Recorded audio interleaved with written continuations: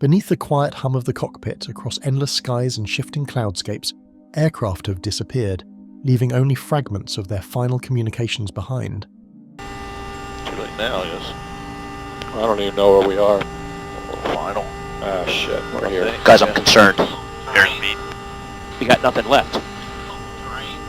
These unsettling transmissions, recorded in the tense rhythm of pilots' voices and instruments' readings, offer glimpses of confusion, mechanical failure, or inexplicable anomalies that precede sudden silence. From the icy expanse of the South Pacific to the turbulent corridors above the Atlantic, each flight carries its own enigmatic story. Cryptic warnings, distorted instrument reports, and decisions made in the fragile balance between human skill and unseen forces. As these narratives unfold, we will trace the courses of vanished planes, uncover the precise conditions that led to their final moments, and confront the silent testimony left in their recorded signals, revealing mysteries that linger long after the aircraft themselves have vanished. The Mantell Pursuit. Over Kentucky, the winter sky above central Kentucky appeared calm on the afternoon of January 7, 1948, yet radio traffic moving between air traffic controllers and military pilots carried a rising tension that suggested something was wrong at altitude. Reports arriving at Godman Air Force Base near Fort Knox described an object visible in clear daylight, bright enough to be noticed from the ground and persistent enough that it refused to drift away or resolve into anything familiar. Civil Aviation Administration observers watched it through binoculars, noting its silvery appearance and unusual brightness against the pale sky. It was during these early reports that the incident later known as the Mantell Pursuit first took shape, quietly forming before any aircraft left the runway. At approximately 2:45 p.m., 4 P-51D Mustang fighters from the Kentucky Air National Guard were diverted from a routine training flight to investigate the object. One of those pilots was Captain Thomas F. Mantell, Jr., a decorated World War II veteran with combat experience in Europe and more than 2,000 flight hours. Mantell was widely regarded as disciplined and reliable, qualities that made his presence on the mission unremarkable at the time. Radio transmissions indicate that the flight initially believed the object to be metallic and reflective, sometimes described as circular or conical, depending on viewing angle, yet no one could identify wings, propulsion or exhaust. As the Mustangs climbed, the pilots reported difficulty judging the object's distance and size, a problem that only increased as it continued upward. 2 aircraft broke off early due to fuel limitations, following standard procedure once the object rose beyond practical interception altitude. A 3rd pilot aborted after losing visual contact entirely, unable to reacquire the target against the bright sky.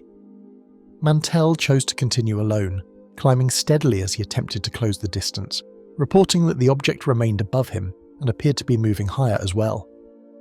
During this phase of the pursuit, Mantell's radio transmissions revealed a growing urgency. He reported that the object looked large and solid, describing it as something that did not resemble any aircraft he recognized. At the time, P-51 Mustangs were not equipped with pressurized cabins, and while oxygen systems were available, they were not unlimited safeguards against hypoxia at extreme altitude. Mantell was fully aware of these limitations, having flown combat missions that required strict altitude discipline, yet he continued climbing into thinner air, where even brief lapses in oxygen flow could prove fatal. Ground observers soon lost sight of both the Mustang and the object as Mantell ascended beyond visible range. His final transmissions indicated that he was still attempting to reach the object, which now appeared to be gaining altitude faster than expected. Shortly after, radio contact ceased without warning, leaving controllers unable to determine whether the loss was due to equipment failure or something more serious. No distress call was received, and no indication of mechanical malfunction was transmitted before silence fell across the frequency. At approximately 3:18 p.m., residents near Franklin, Kentucky, reported hearing the sound of an aircraft descending at high speed before a violent impact shook the surrounding farmland. Mantell's P-51 was discovered scattered across an open field, the wreckage pattern indicating a steep, uncontrolled dive. Investigators concluded that Mantell likely lost consciousness due to oxygen deprivation, causing the aircraft to spiral downward until impact. The conclusion explained the crash itself, yet it did little to clarify the circumstances that led a cautious, experienced pilot to climb so far beyond safe limits. The incident quickly became national news, marking one of the first times a military pilot had died while pursuing an unidentified aerial object. Newspapers speculated openly, with explanations ranging from foreign aircraft to experimental military technology, while others suggested unknown atmospheric phenomena.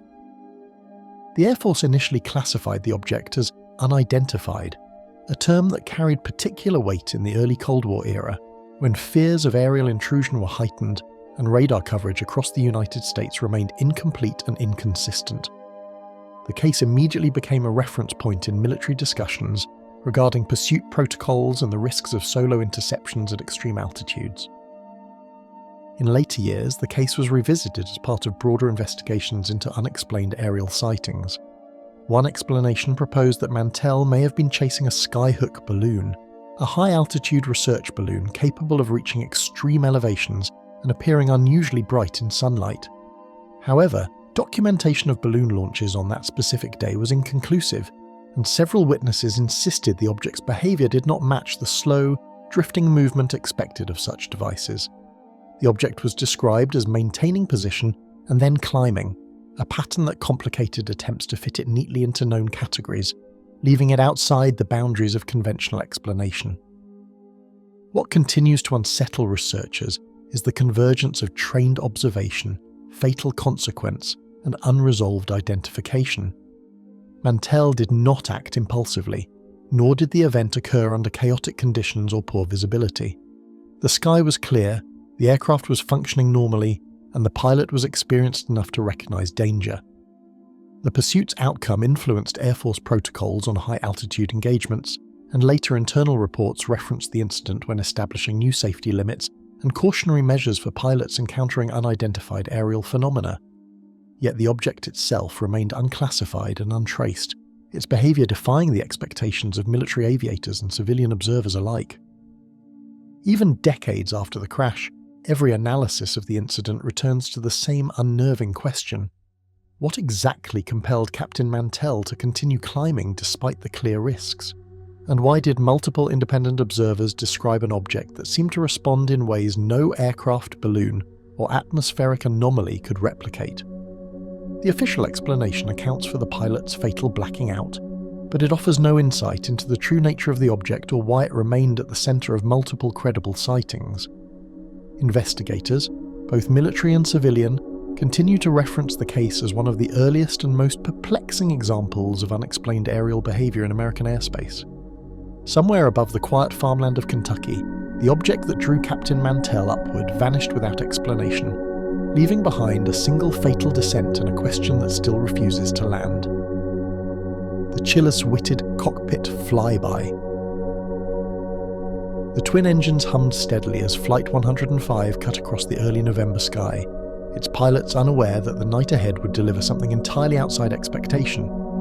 The air was crisp, and scattered clouds framed a crescent moon, lending a muted glow to the instruments and wing edges.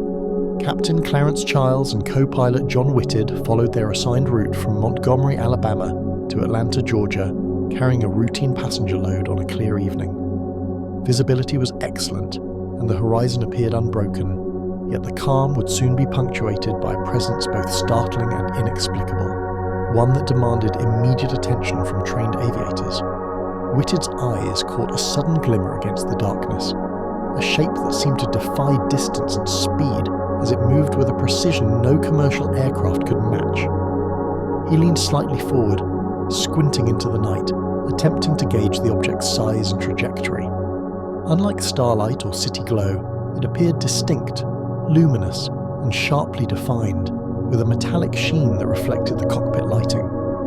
The pilot's instruments indicated no nearby traffic or storm activity, and yet the object maintained a steady bearing directly ahead, suggesting controlled motion rather than a drifting celestial or atmospheric phenomenon. Childs leaned forward, gripping the controls, and muttered to his co-pilot that the object's trajectory made no sense given standard flight patterns or nearby air traffic. Both men were experienced, having logged thousands of hours over the southeastern skies, yet even their seasoned judgment was tested by the clarity and immediacy of what they observed.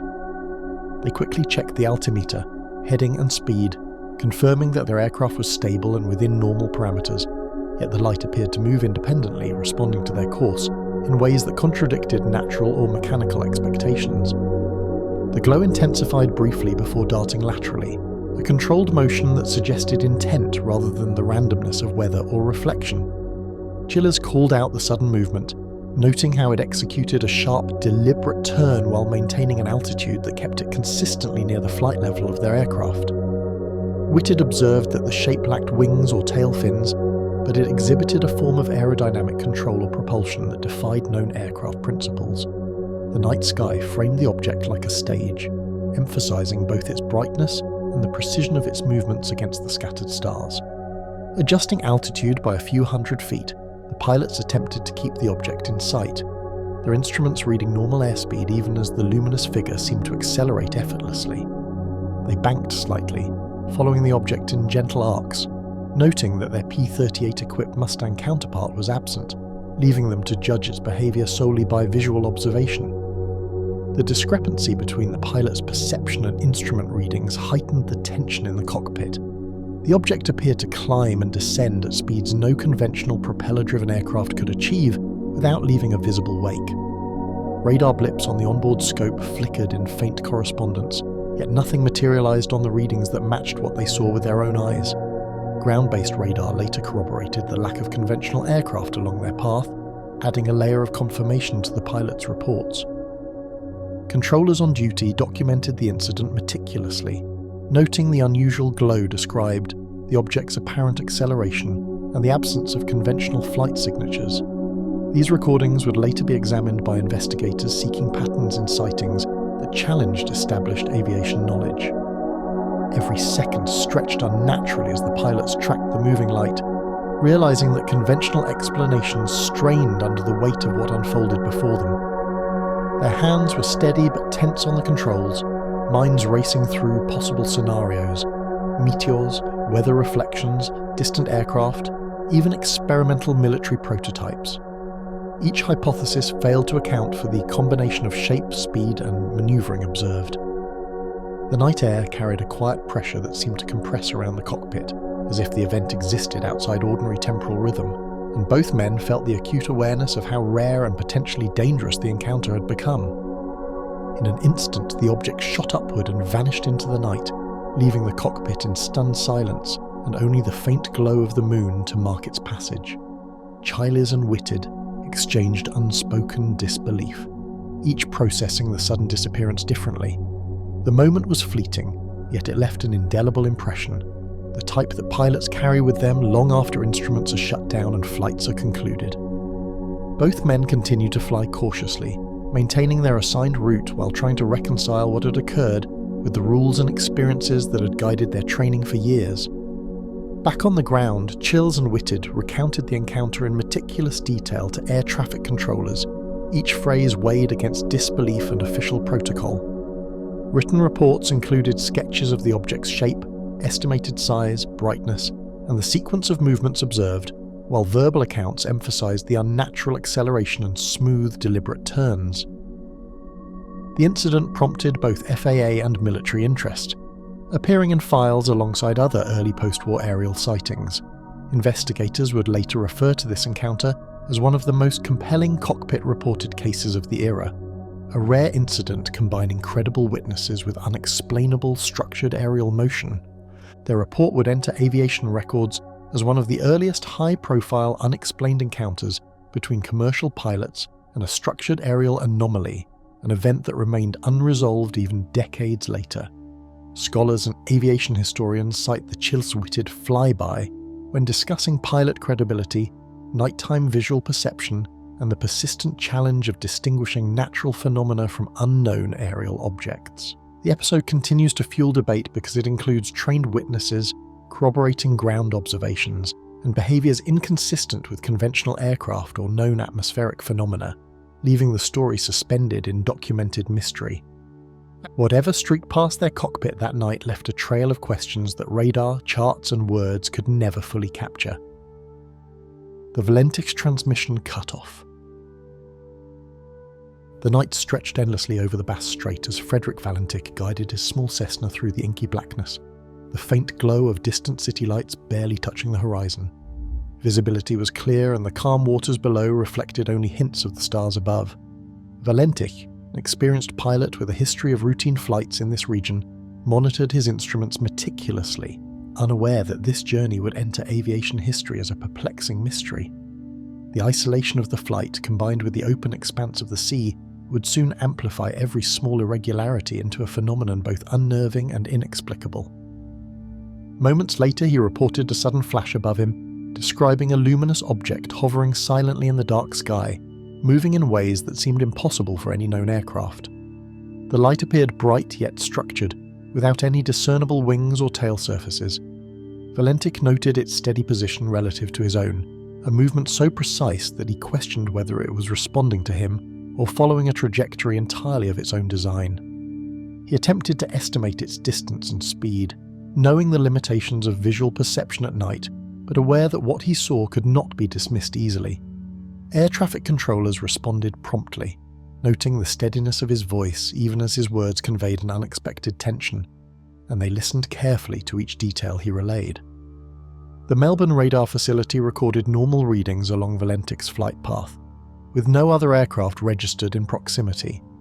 Controllers requested altitude confirmation, and Valentik provided it precisely, but the object remained visible to him, an anomaly that defied the standard coordination between radar and pilot observation. Communication channels crackled lightly, and the atmosphere in the control room became one of heightened attentiveness as the unusual report unfolded. Valentik described the object's contours and metallic sheen, emphasizing its precise movements and the unsettling fact that it appeared to mirror his course without any apparent propulsion. He compared it to conventional aircraft, noting the lack of wings or propeller indications, and attempted to convey the unusual speed at which it maneuvered. Each word added clarity yet deepened the uncertainty. Both pilot and controllers recognized that this sighting did not match the known capabilities of post-war aviation. His calm, methodical description contrasted sharply with the dissonance of what was being witnessed. The faint engine whine of the Cessna seemed unusually pronounced against the vast emptiness of the night, while the object above retained a steady glow and a motion that refused to match normal aerodynamics. Valentik observed repeated passes, noting the object's orientation relative to the sea below and the horizon beyond. The absence of any sound or visible exhaust from the anomaly made it increasingly impossible to categorize.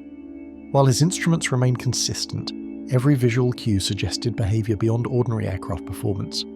Controllers requested minor course adjustments and altitude changes. Their calm instructions were a stark contrast to the rising tension in Valentik's voice as the anomaly hovered and shifted above him. Valentik complied, reporting the object's response to the aircraft's movement, a sequence of observations that seemed to defy known flight mechanics. Ground observers later reviewed transcripts and logs, noting the precision and clarity of communication, as well as the inexplicable nature of the encounter, which remained fully documented yet entirely unexplained. His final transmission crackled over the radio, describing the object's sudden acceleration and repeated passes above the aircraft, words spoken with a mix of awe and apprehension. He indicated that the anomaly appeared to be moving faster than anything he could identify, at an altitude slightly above his own.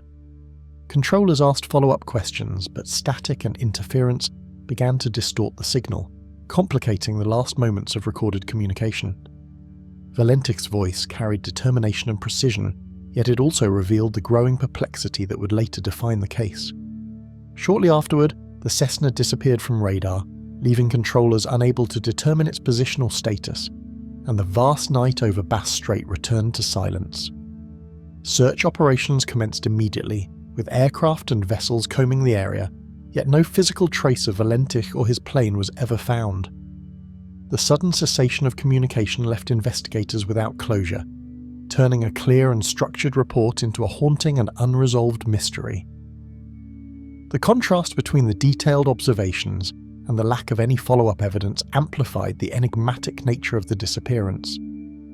Search teams scoured the waters and nearby islands, reviewing flight logs and interviewing witnesses, but no trace of the plane or Valentik was ever discovered, leaving only unanswered questions. Officials reviewed prior flights in the area, radar reports, and the sequence of radio transmissions, yet the anomaly remained unaccounted for. The lack of physical evidence, combined with the credibility of the pilot and clarity of his final transmissions, ensured that the incident would persist as one of the most enigmatic cases in modern aviation history.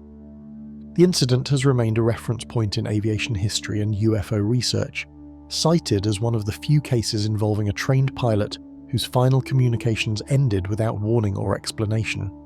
Its legacy is preserved in official reports, historical accounts, and the continued fascination of researchers who analyse the details, including the altitude, speed, and trajectory described by Valentich. Unlike other encounters where sightings ended in crashes or near misses, this event is defined by the abrupt disappearance of both pilot and aircraft, leaving only the recorded words and radar logs as evidence. The voice that once filled the radio waves fell into permanent silence, leaving the skies above Bass Strait to hold secrets that no instrument or eye has yet revealed. The Japan Airlines cargo radar echoes.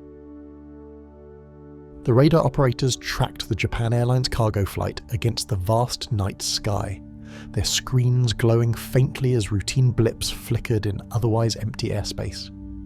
The facility, located on the outskirts of Tokyo, monitored several flight corridors simultaneously, each operator accustomed to long hours of repetition and occasional minor deviations.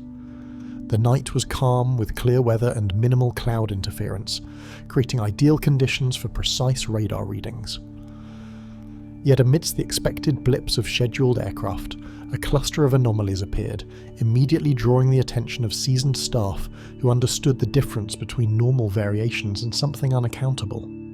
Suddenly, several small echoes appeared, moving irregularly across the scope in ways that did not correspond to scheduled aircraft or known flight corridors. The movements were erratic yet coordinated, shifting speed and bearing with a precision inconsistent with turbulence or system error. Operators double-checked the flight schedules and cross-referenced other radar feeds, confirming that no authorized aircraft occupied the same airspace. The blips maintained consistent altitude indicators, suggesting a deliberate path rather than random interference, and the unexpected pattern sent a ripple of concern through the control room. Inside the cockpit, the crew scanned the clear night ahead, seeing nothing unusual, while the ground reported multiple unidentified signals that seemed to shadow their course. The captain and first officer maintained routine operations, noting calm skies and steady instrument readings. They confirmed visibility, lighting, and engine performance, yet remained aware that the ground had detected something beyond the ordinary. The discrepancy between what they could see and what their instruments relayed created a subtle tension, a reminder that flight rarely relied solely on visual confirmation. The anomalous blips shifted abruptly, accelerating and veering in patterns that challenged operators' understanding of conventional aircraft movement. One echo darted diagonally, disappearing momentarily only to reappear at a new bearing, while another followed a looping trajectory inconsistent with fixed wing capabilities. Operators exchanged cautious glances, recognizing that radar systems of this caliber had been calibrated meticulously and were unlikely to produce such errors spontaneously. Each movement was logged, with timestamps and headings noted. The combination of accuracy and unpredictability heightens the sense of something unexplained occurring in the controlled airspace. Controllers reached out via radio requesting identification and position confirmation, but no transmissions were received from the sources producing the mysterious echoes. The silence emphasized the anomaly, leaving operators and pilots alike to rely solely on instrument readings. Efforts to verify via secondary radar feeds and adjacent sectors produced the same results: precise movements recorded without visual confirmation or radio response. The continued lack of explanation intensified both curiosity and unease, as all procedural avenues were exhausted, yet the signals persisted. Every instrument was checked, recalibrated, and verified, yet the irregular signals persisted with consistent speed and headings, defying explanation through equipment error. Engineers reviewed system logs and conducted live tests to rule out interference from known aircraft or atmospheric conditions. The facility maintained detailed records of each anomaly, capturing radar sweeps, echo intensity, and movement patterns. Operators noted the extraordinary precision with which these blips mirrored real aircraft paths while simultaneously performing maneuvers that conventional planes could not achieve. Over the next several minutes, the blips appeared and disappeared without warning, suggesting behaviour that could not be reconciled with known flight protocols or natural phenomena. One echo accelerated suddenly, vanished, and returned seconds later in a completely new position. Another mirrored the cargo plane's trajectory for a brief period before diverging sharply. Despite extensive documentation and comparison with historical radar data, no precedent existed for such sustained, intelligent-appearing activity, leaving operators and investigators with a dataset full of questions and no definitive answers. The cargo pilots reported a growing sense of unease, acknowledging that the instruments indicated an unknown presence they could neither see nor anticipate, while continuing to follow standard procedure. They verified altitude, speed, and heading, monitoring instrument feedback closely. Both crew members followed protocol carefully, avoiding abrupt maneuvers that could interfere with standard radar readings. Their professionalism contrasted with the inexplicable data flooding the screens, illustrating a rare moment when technology recorded something beyond the pilot's sensory perception. Post-flight reports meticulously logged each anomalous echo, documenting both the reliability of the radar systems and the absence of visual confirmation, leaving investigators with verified data and no explanation. Analysts cross-checked timing, trajectory, and speed against flight schedules and atmospheric models.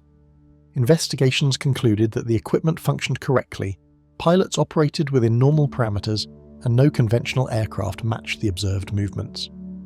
The event entered aviation records as a rare case where high-credibility instruments recorded anomalies that could not be dismissed as human error or environmental interference. As the anomalies persisted, operators coordinated with neighbouring radar sectors and flight information centres, sharing real-time readings and seeking corroboration from other monitoring systems.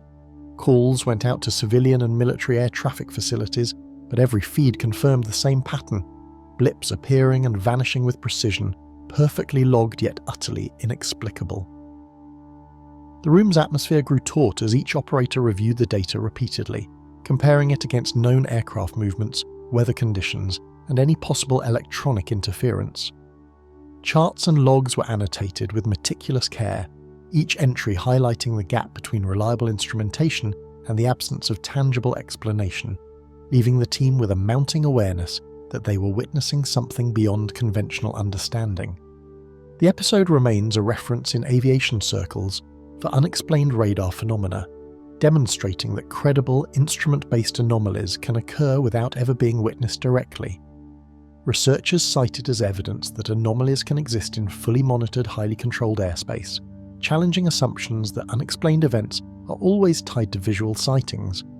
Its impact on aviation documentation and anomaly investigation persists, reminding both pilots and operators that the sky can still conceal mysteries even when every instrument functions flawlessly.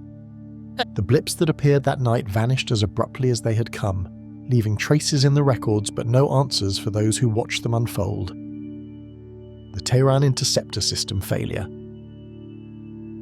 Red and green lights flickered across the command consoles as Tehran's interceptor crews reviewed incoming radar data, the night's routine drills suddenly disrupted by an unexpected anomaly on multiple screens.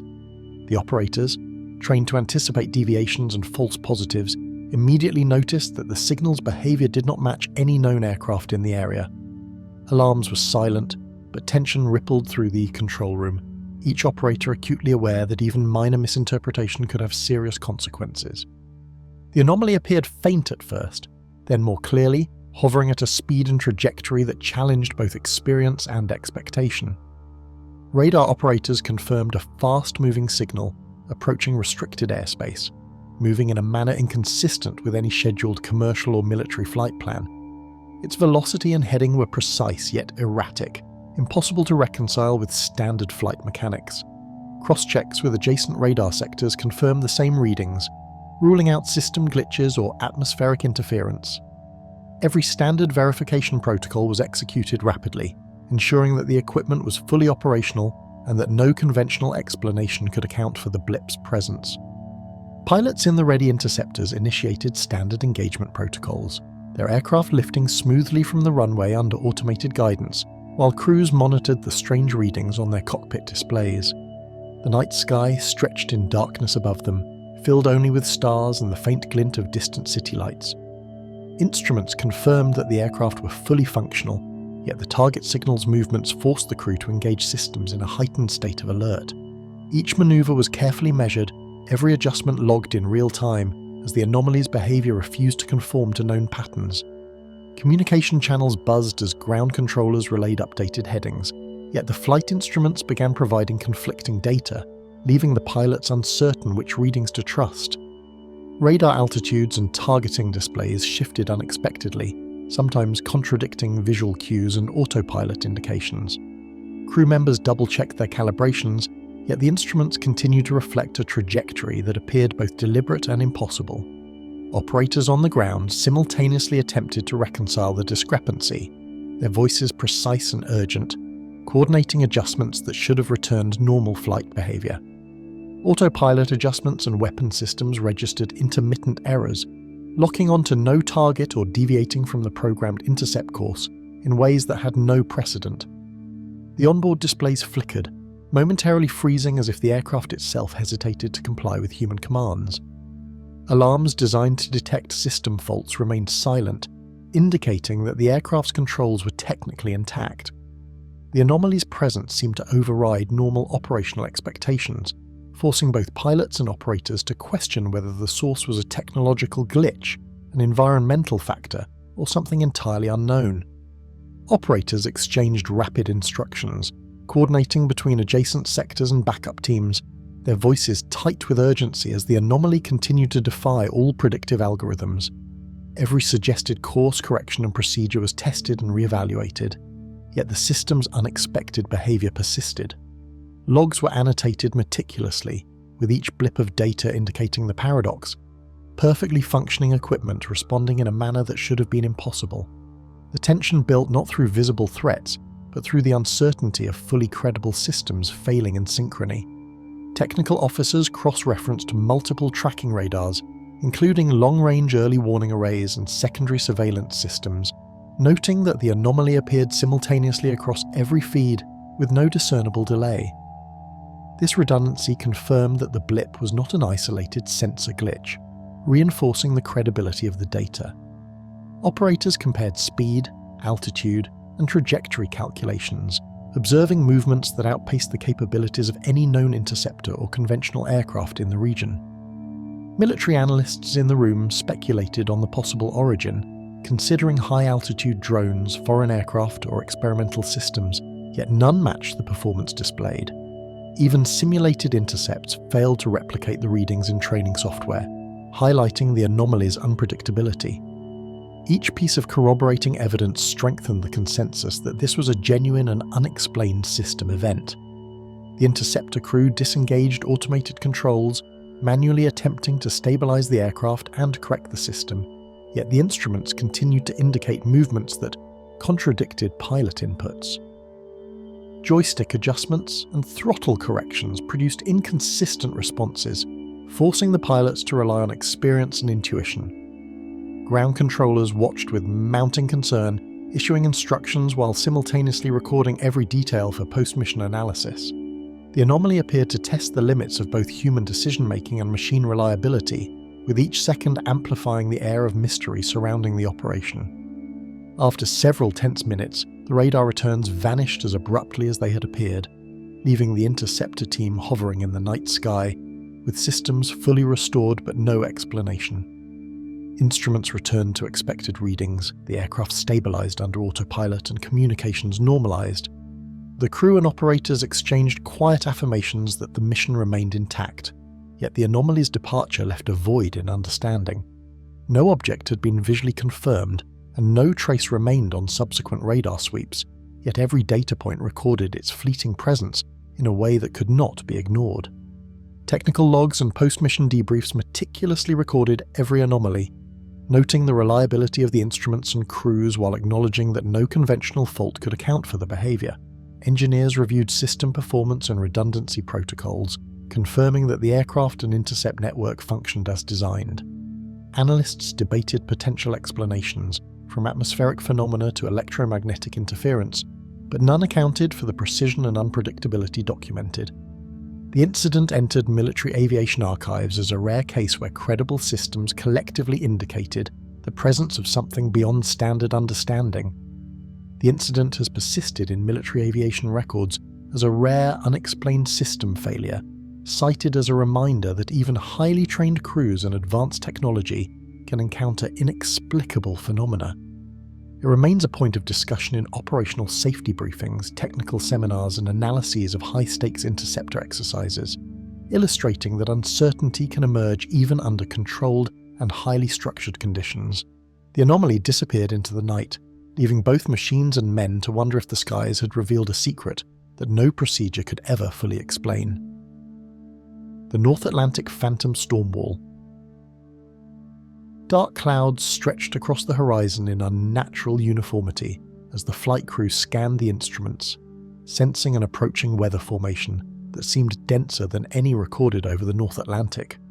The radar displayed a continuous bank of precipitation, yet the pattern suggested more than a standard storm system. Pilots had trained for turbulence, cloud density, and sudden wind shifts, but nothing prepared them for the sheer scale and rigidity of what they were now confronting. The horizon appeared to curve unnaturally, giving the impression of a solid wall, and the combination of visual and instrument cues immediately drew the crew's full attention. The captain adjusted the aircraft's heading as the visibility shifted abruptly, noting unusual light refractions within the cloud bank that gave the impression of a solid, wall-like barrier. Sunlight, moonlight, and ambient glow from distant ships played against the clouds in strange angular patterns. The perception of solidity unsettled the crew, as though the formation might physically block their path. Pilots checked altimeters and airspeed repeatedly, confirming that no external obstructions existed, yet their senses insisted otherwise. Each passing moment intensified the tension, with both cockpit crews silently aware that this was no ordinary weather event. Altimeters and weather radar readings fluctuated erratically, reporting sudden drops and spikes in air pressure that contradicted the steady winds outside the cockpit. The storm's density registered inconsistently across the instruments, with radar reflections sometimes appearing sharper, sometimes fading entirely. The co-pilot noted anomalous moisture levels that could not match the altitude or cloud type indicated on weather charts. Even seasoned flight engineers and meteorologists monitoring the flight from ground stations found the readings confounding. Each inconsistent signal added a layer of unease, suggesting the phenomenon might not be entirely explainable through conventional atmospheric science. Turbulence intensified without warning, throwing the aircraft into brief, unpredictable jolts, while streaks of lightning illuminated the strange formation in ways that seemed almost deliberate. Gusts pushed the plane laterally, yet instruments reported winds far weaker than experienced. Each flash of light revealed cloud contours so abrupt and geometrically precise, they seemed sculpted rather than natural. Crew members tightened harnesses and double-checked systems as the autopilot struggled to maintain stability. Even minor adjustments produced unexpected effects, creating a disorienting mix of sight, motion, and instrument readings that challenged every pilot's instinct. The first officer consulted the charts and suggested an alternative altitude, but every adjustment produced new anomalies in both the instruments and the visual horizon.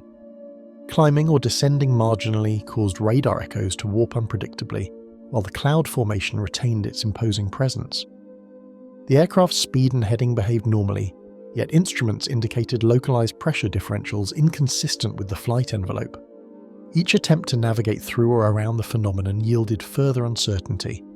Decisions became a careful balance of safety protocols and observational inference, with every crew action meticulously measured to prevent compounding the anomaly. Ground meteorologists confirmed the presence of clouds, but could not account for the density and movement recorded by the aircraft's sensors, leaving both pilots and controllers perplexed. Satellite passes over the area corroborated standard cloud layers, but offered no evidence of a solid or wall-like formation. Communication with other transatlantic flights in nearby airspace revealed no shared visual encounters, though one flight reported subtle turbulence. Analysts examined wind shear models, thermal readings, and moisture distribution patterns, finding all conventional explanations insufficient. Every dataset reinforced the conclusion: the anomaly was both physically massive and scientifically anomalous. Moments later, the wall-like formation appeared to shift laterally across the flight path, with moisture and air currents behaving inconsistently, as if obeying forces beyond conventional weather dynamics. Instrument readings suggested denser regions suddenly thinning or thickening without precedent. The crew noted that visibility sometimes returned partially, only for the phantom wall to reassert itself moments later. Observing the phenomenon felt less like flying through clouds and more like negotiating a barrier with some sentient quality, responding unpredictably to the aircraft's movements. The alternating clarity and density intensified stress, demanding split-second calculations under conditions that defied standard aviation experience. The crew carefully navigated around the edge of the anomaly, watching instruments stabilize and the sky clear gradually, yet a lingering sense of irregularity remained over the readings and visual cues. Altimeter fluctuations smoothed, radar echoes normalized, and the ambient turbulence dissipated, yet the impression of encountering a massive, impenetrable wall lingered in memory. Crew members compared notes quietly, each recounting subtle visual and atmospheric details unnoticed by the others. The absence of danger did little to dispel the unease. The phenomenon had left an indelible mark on both their perception and the flight's technical records. Flight logs and meteorological reports meticulously recorded the irregularities, confirming that the phenomenon could not be explained by standard atmospheric models or satellite observations. Investigators noted that although no material damage or deviation occurred, the readings defied known physics of cloud density, wind flow, and pressure variation. Experts debated whether micro-scale atmospheric vortices, optical illusions caused by high-contrast light, or rare meteorological events could account for the observations, but no model fully replicated the anomaly. The encounter entered aviation documentation as a rare North Atlantic mystery, emphasizing that even routine airspace can conceal inexplicable phenomena. Pilots and scientists continue to reference the encounter as a rare and inexplicable event, sometimes described as a phantom storm wall whose presence challenged conventional understanding of North Atlantic weather systems. Training materials highlight the episode as an instance where observation, instruments, and scientific reasoning intersected, yet could not produce a conclusive explanation. It serves as a cautionary tale for crews and meteorologists alike. Even well-charted skies hold surprises that cannot always be predicted or rationalized. Though the aircraft emerged into calm skies, the memory of the phantom wall lingered, a reminder that even familiar airspace can conceal phenomena that defy all explanation. The Gander time compression reports. Approaching Gander, the flight crew noticed an unsettling mismatch between elapsed time and remaining distance, as if the hours themselves had briefly accelerated over the North Atlantic. The autopilot maintained standard speed and heading, yet the usual indicators for distance to destination and estimated arrival time diverged sharply from expectations. Pilots had calculated fuel consumption, speed, and sector time meticulously, yet the numbers suggested they were progressing far faster than possible under normal circumstances. The sense of compressed time hung over the cockpit like an invisible barrier, pressing on both nerves and instruments as the anomaly revealed itself. The first officer checked chronometers repeatedly, each glance revealing discrepancies that contradicted their expected airspeed and ground position calculations. Seconds seemed to vanish between checks, and minor adjustments to navigation settings did not reconcile the anomaly. The captain compared manual calculations with the aircraft's log data, finding a growing conflict between expected flight duration and what was actually recorded. Each crew member became aware of a subtle but undeniable dissonance between experience, perception, and instruments, a tension that seemed to pull at the very rhythm of the flight.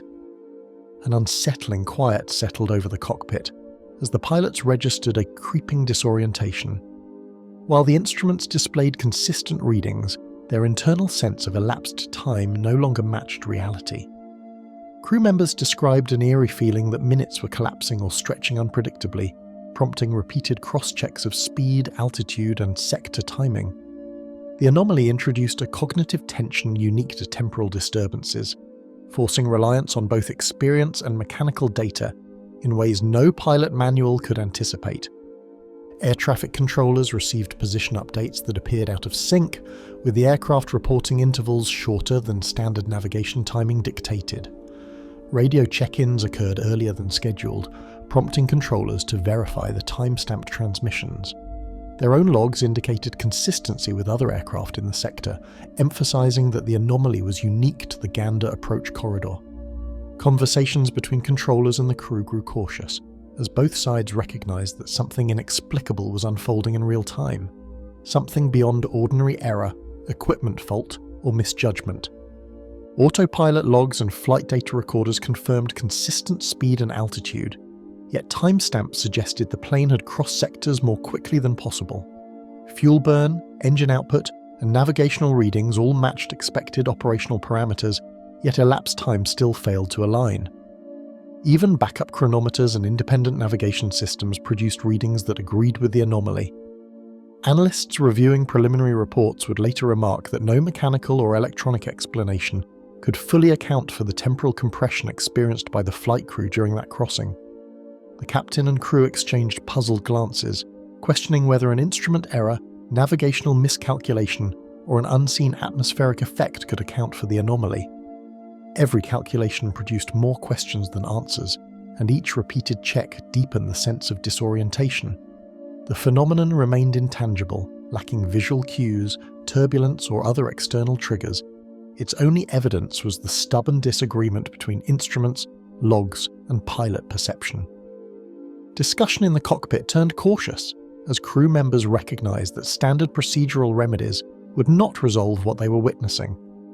Consulting historical records, the crew discovered other flights had logged similar compressions over the same corridor, hinting at a recurring localized phenomenon.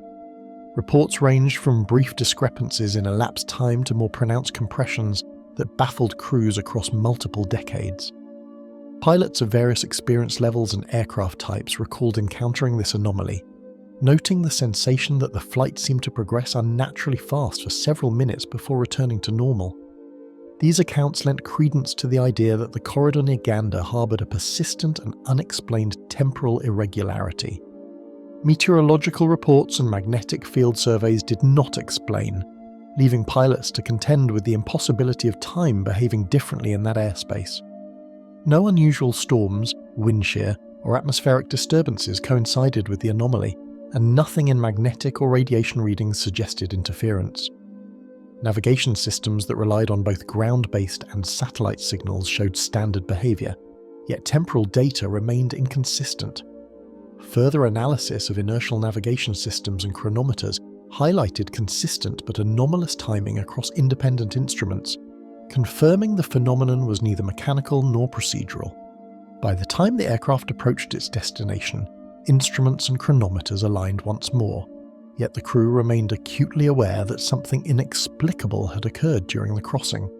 Fuel calculations, elapsed time, and positional data reconciled with standard procedures, but the sensation of compressed time lingered, as if the experience had left a residual impression on both memory and machine. Crew members documented every observation in detail, aware that these logs might be scrutinized for decades in attempts to reconcile human perception with mechanical evidence. Debriefs, logbooks, and ATC transcripts all corroborated the anomaly, providing multiple independent confirmations that no human error or equipment failure had occurred.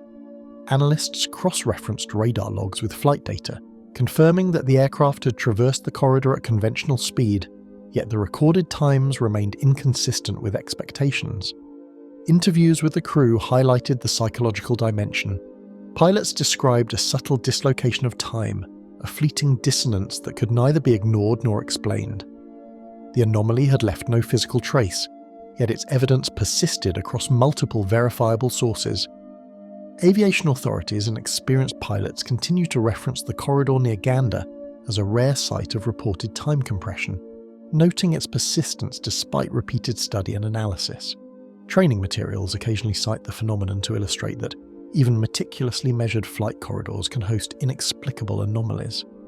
Pilots speak of it with a mix of caution and awe, a reminder that navigation is not solely a matter of instruments and charts, but also of human perception and the unknowable variables that sometimes assert themselves in otherwise routine airspace.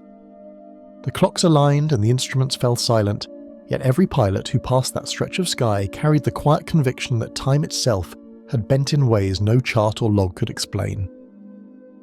The Soviet interceptor fuel drain incident. The MiG roared into the cold altitude above the border, but a glance at the fuel gauge sent a jolt through the pilot. Levels were dropping far faster than flight plans allowed. Routine patrol at cruising speed should have consumed only a fraction of the tanks, yet the needle crept downward with alarming rapidity. Instruments reported no irregularities in engine output or fuel flow, and all operational systems indicated standard performance. Even seasoned pilots felt a creeping unease as they realized that the anomaly defied every calculation they had learned in training. What should have been a controlled, predictable flight had suddenly become a mechanical mystery. Each tick of the indicator seemed to siphon more fuel than the engines could consume, forcing the crew to double-check readings against redundant systems and cross-reference with onboard logs. Backup sensors, designed to detect both leaks and irregular flow rates, corroborated the depletion, confirming that the problem was neither an instrument fault nor a display error. The co-pilot recalculated fuel burn against throttle settings and expected airspeed, only to find an impossible mismatch. Hands trembled slightly as each data point deepened the realization. The aircraft was losing fuel at a rate no physics or engineering manual could account for, and every second mattered. Hands moved with precision over switches and dials as the pilots calculated emergency fuel reserves, charting potential glide paths in case the depletion accelerated beyond recovery. They ran through standard protocols, checking for misaligned valves or a stuck fuel pump, but nothing indicated a malfunction. Each possibility was eliminated systematically, yet the numbers continued to defy reason. The crew considered the nearest bases, calculating distance, altitude, and potential landing options. Each decision carried weight. A miscalculation could strand them over inhospitable terrain. The silent airspace around them offered no reassurance, no turbulence, no visual cues, only the cold pressure of dwindling fuel numbers. Instrument panels confirmed the impossible. All pumps, valves, and sensors reported normal operation, yet the numbers stubbornly reflected a vanishing reserve that no engineering manual could explain. Fuel lines displayed standard pressure, and visual inspection indicators remained steady. The anomaly was not localized to a single measurement. Every independent system reflected the same impossible decline. Flight engineers monitoring the sortie from command posts would later corroborate these readings, emphasizing that the aircraft's performance was otherwise nominal, engines humming, controls responsive, and instruments stable. Every second intensified the tension. A misjudged calculation could strand the aircraft hundreds of miles from the nearest base, turning routine patrol into a race against an invisible drain. Pilots adjusted speed, altitude, and course to conserve what they estimated remained, constantly recalculating the critical thresholds at which a forced landing would be inevitable. Their hands gripped controls tighter, eyes darting between gauges and charts as adrenaline sharpened both focus and awareness. Time itself became a metric of survival, as each minute dictated decisions that could save or endanger the mission. The pilots exchanged terse speculation, weighing mechanical failure, sensor error, and even potential sabotage, each possibility shadowed by the unspoken pressure of Cold War secrecy and protocol. Open discussion was cautious, admitting uncertainty could invite scrutiny or reprimand from command. Yet the anomaly demanded acknowledgement, compelling them to hypothesize quietly about unseen causes, corrupted fuel mixtures, a brief phenomenon in fuel lines, or some unknown environmental factor affecting flow. None of these theories could be tested in flight, leaving the crew to navigate the tension between procedure and the inexplicable. After reviewing dispatch logs and communications, the crew discovered similar fuel discrepancies reported by other interceptors in the same sector, hinting at a phenomenon that extended beyond a single aircraft. Previous missions had logged brief, unexplained drops in fuel levels during high-altitude patrols, often dismissed as measurement anomalies but strikingly similar in scale and circumstance. Command documents suggested these were isolated enough to avoid mass reporting, yet the repetition across multiple sorties hinted at a pattern. For the crew, this revelation confirmed that the depletion was neither random nor entirely human error, and raised the stakes for all future operations. Weather briefings, aerodynamic data, and fuel consumption charts all failed to account for the anomaly, leaving the flight engineers with calculations that contradicted every known law of aeronautics. Turbulence and wind shear were minimal, atmospheric pressure remained within operational norms. Fuel density, temperature, and viscosity were consistent with standard operational parameters. Even calculations based on maximum possible consumption failed to explain the rate at which the tank seemed to drain. Instrument checks had been repeated multiple times, yet the impossible pattern persisted. The crew documented every reading meticulously, aware that the anomaly might later be examined in classified reviews. Landing safely, the pilots relayed the data for official review, yet even post-flight inspections could not identify any leak, malfunction, or external influence that would explain the drastic fuel loss. Tanks were intact, lines were clear, and sensors were fully operational. Engineers ran extensive simulations and stress tests without reproducing the anomaly, leaving the incident unresolved. Crew debriefings emphasized the urgency and rarity of the event, while higher command quietly documented the case as a classified anomaly. The aircraft itself showed no signs of stress or damage, as if the depletion had occurred outside the reach of conventional engineering understanding. Within classified reports and the anecdotes of veteran pilots, the incident endured as a cautionary tale, a reminder that even the most monitored systems could defy explanation under mysterious circumstances. Pilots would reference it in training as an example of a scenario where vigilance, calculation, and judgment were critical, yet even those measures could not fully protect against the inexplicable. Over decades, the story circulated in private conversations among flight crews, maintaining its aura of technical mystery, Cold War tension, and operational suspense. The tanks read empty, yet no leak, no calculation, and no known force could account for the vanished fuel, leaving both pilots and engineers to confront a puzzle that would remain locked within the hush of Cold War skies. The Alaska Airlines vertical ascent encounter. At 35,000 feet, the cockpit hummed with routine readings, but a sudden spike on the vertical speed indicator drew the pilot's attention, hinting at an acceleration that no throttle input could explain. The aircraft had been climbing steadily since departure, and all systems were performing within expected parameters, yet the needle jerked upward, suggesting a rate of ascent far beyond normal operational limits. Instruments across the panel confirmed the anomaly, and both pilots instinctively reached for the controls, tension building as the ordinary flight transformed into a mechanical puzzle. Outside, the Alaskan sky remained clear, not explain the sudden inexplicable surge. Eyes widened as the altimeter climbed at a rate inconsistent with aircraft specifications, the sensation of upward movement pressing subtly against their bodies despite the calm sky outside. The co-pilot's hands hovered over the trim controls, ready to counteract forces that should not exist. The ascent was smooth but unnerving.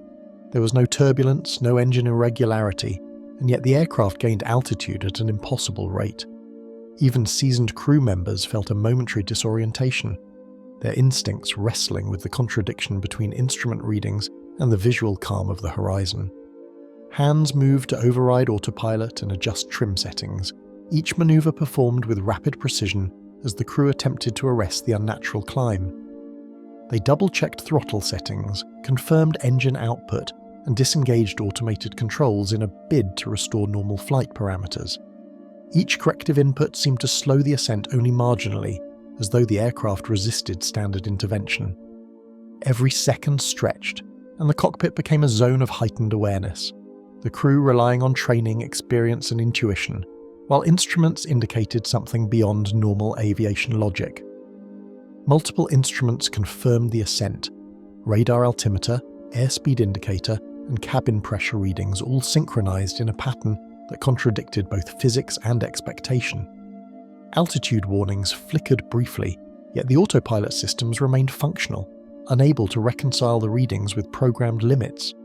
Air traffic data confirmed the climb, creating a rare convergence of cockpit observation and ground verification. Every gauge reinforced the unexplainable fact: the aircraft was ascending in a manner no known performance manual would allow, and the anomaly had no immediate technical explanation. From the ground, ATC monitors flickered with unfamiliar blips, and controllers requested immediate clarification as the plane's altitude climbed beyond the anticipated trajectory. Radar operators confirmed the vertical surge and sought information from the cockpit, their voices calm yet tinged with urgency. The flight crew relayed status updates while simultaneously attempting to manage the climb, aware that any misstep could endanger the aircraft. The communication with ATC added a layer of tension, reinforcing that the anomaly was not a localized instrument glitch, but a measurable, observable phenomenon visible from multiple vantage points. A subtle weight pressed into the pilot's spines as G-forces increased slightly, each second heightening the surreal awareness that the aircraft was performing in a way they had never experienced.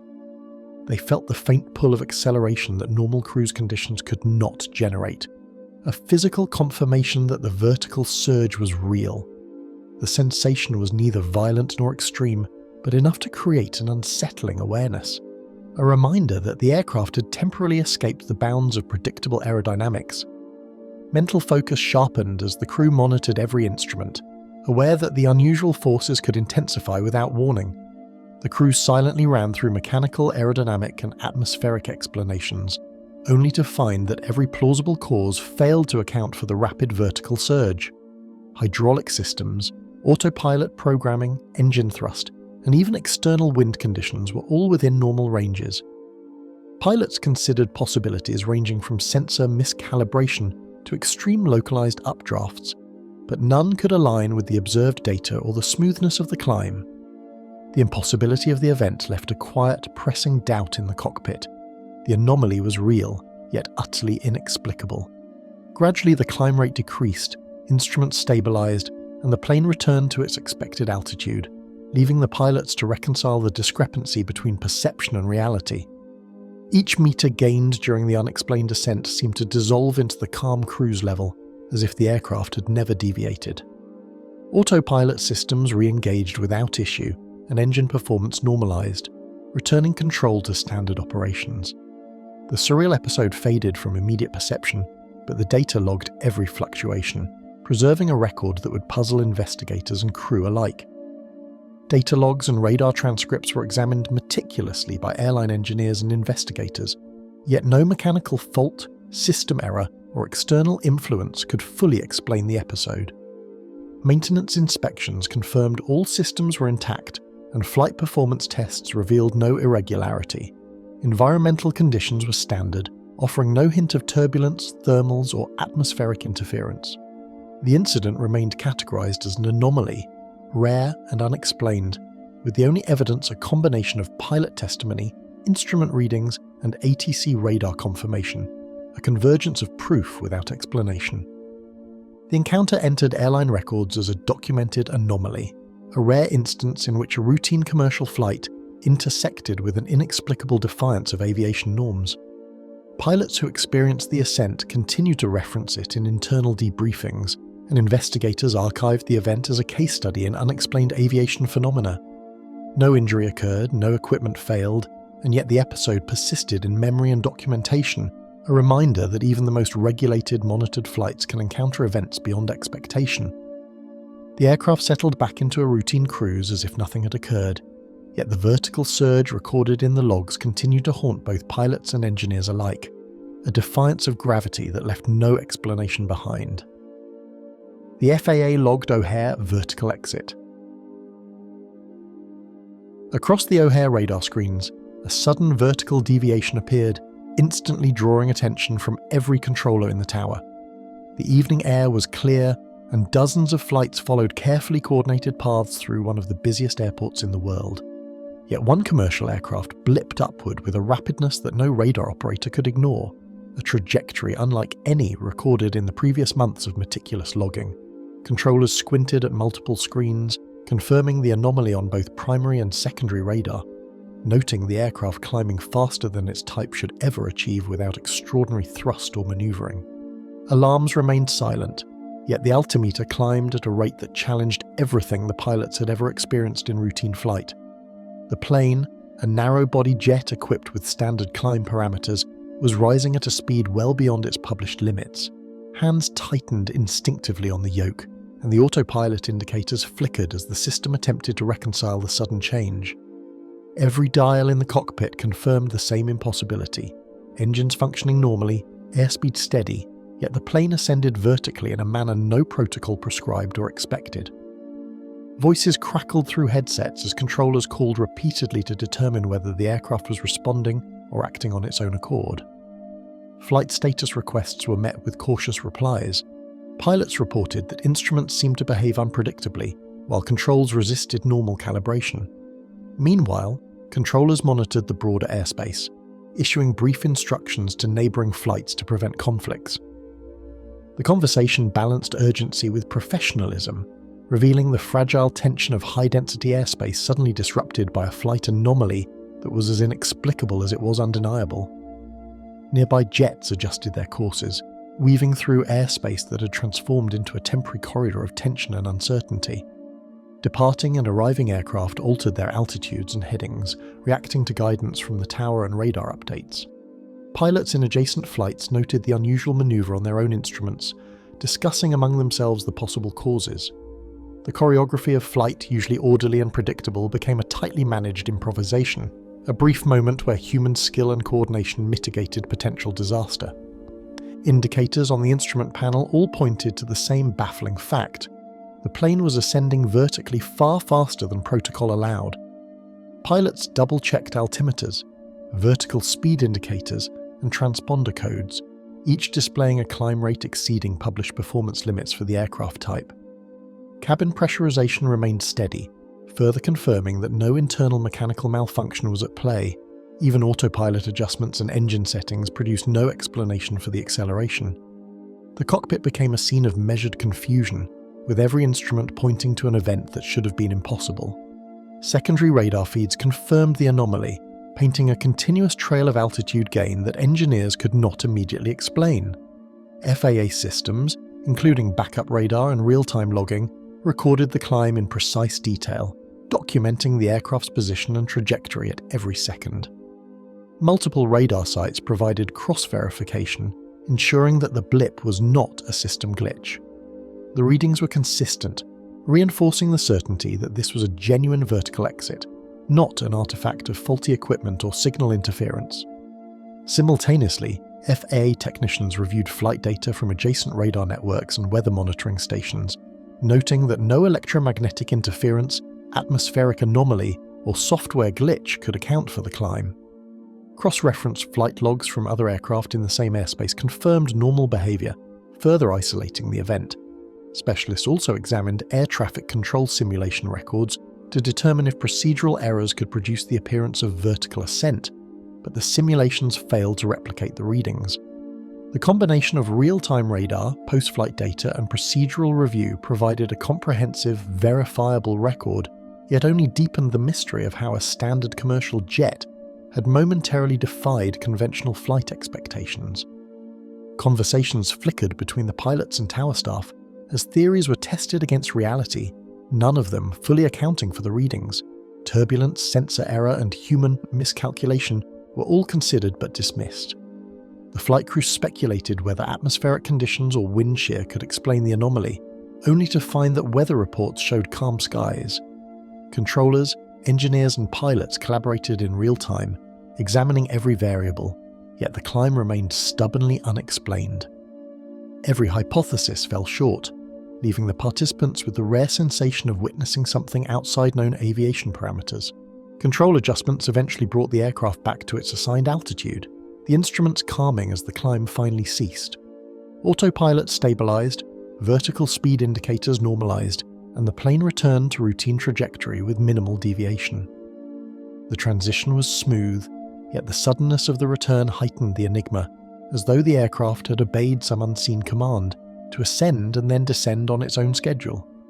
For a few tense moments, both pilots and controllers lingered on the anomaly, verifying every instrument reading before resuming standard operations.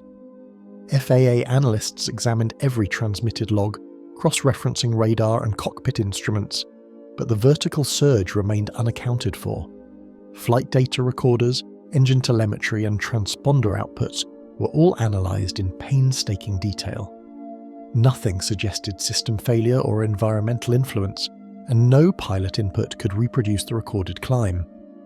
Investigators concluded that the anomaly was genuine, an event documented across multiple independent systems, yet inexplicable according to known aerodynamic and mechanical principles. The unusual flight path was catalogued as a verified anomaly, a rare event that defied standard aviation procedures and expectations. FAA records, airline archives, and aviation studies preserved the event as a reference case for future anomaly monitoring. Pilots who witnessed it, controllers who tracked it, and analysts who investigated it all recognized it as a rare intersection of verified flight data and genuine mystery. It became a silent reminder that even in the most tightly controlled airspace, unexpected events could unfold with precision and persistence. While the aircraft resumed its scheduled trajectory, the radar recordings lingered as a silent testament to a vertical exit that challenged every assumption about what was possible in controlled airspace.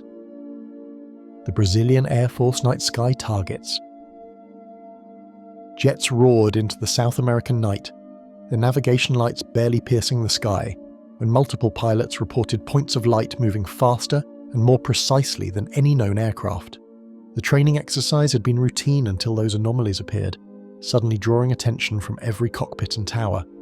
Airspace that had been orderly and predictable became an unexpected stage for a phenomenon that defied standard flight procedures. While radar screens flickered in tandem with pilots' eyes, crews realized they were witnessing a coordinated set of movements no conventional aircraft could perform. Within the confined space of the cockpits, flight crews tried to track the lights, but instruments and visuals conflicted, creating a disorienting sense that the objects were defying the laws of flight. Pilots reported rapid direction changes and sudden accelerations that exceeded their aircraft's performance limits. Hand-eye coordination and reflexes were pushed to the edge, as each crew member attempted to follow a target that appeared and vanished in seconds. Instruments such as the altimeter, vertical speed indicator, and heading gyro all seemed to contradict what the eye observed, reinforcing the unsettling impression that the objects were governed by unknown forces. Ground radar screens flickered as operators noted echoes appearing and disappearing in ways that matched the pilots' reports, confirming the anomaly through independent technical systems. Primary and secondary radar returns aligned with no discernible pattern, yet all were consistent across multiple stations. Operators ran standard verification protocols, confirming that the signals were not caused by atmospheric reflection, electronic interference, or equipment malfunction. Every radar sweep painted the same inexplicable picture: objects moving at improbable speeds, performing maneuvers impossible for manned aircraft, and disappearing as suddenly as they appeared. Exchanges over the radio were quick and precise, pilots calling headings, altitudes, and speeds, while attempting to reconcile one another's observations with their own instruments. The chatter blended protocol with incredulity as crews tried to make sense of what they were witnessing. Air traffic control instructed adjacent aircraft to maintain distance while tracking the anomaly. Pilots discussed the relative positions of their aircraft, trying to triangulate the light's trajectories. The coordination demonstrated both skill and tension, with every second demanding rapid assessment, while the objects continued their unrelenting, unpredictable movement. Despite cloudless skies and calm winds, none of the observed movements correlated with conventional atmospheric effects, leaving crews to conclude that the lights were neither natural nor mechanical. There were no storms, unusual temperature gradients, or other phenomena that could account for the visual and radar data. Even high-altitude moisture layers or distant lightning reflections were ruled out. Nighttime optical illusions, such as parallax errors or false horizons, failed to explain the uniformity of reports across multiple pilots. The anomaly remained grounded in solid observation, anchored by corroborating instruments rather than impression or speculation. Sudden accelerations, abrupt stops, and coordinated weaving patterns suggested intelligence or guidance behind the lights, movements impossible for known aircraft or drones. Pilots estimated speeds far exceeding conventional jet capabilities, with instantaneous course changes that would stress any human operator or machine to structural limits. The formation of the lights suggested not chaos, but deliberate maneuvering, as though the objects were observing, responding, or performing tasks beyond terrestrial aviation norms. Each burst of movement left crews questioning whether they were tracking technology, life, or something entirely unknown.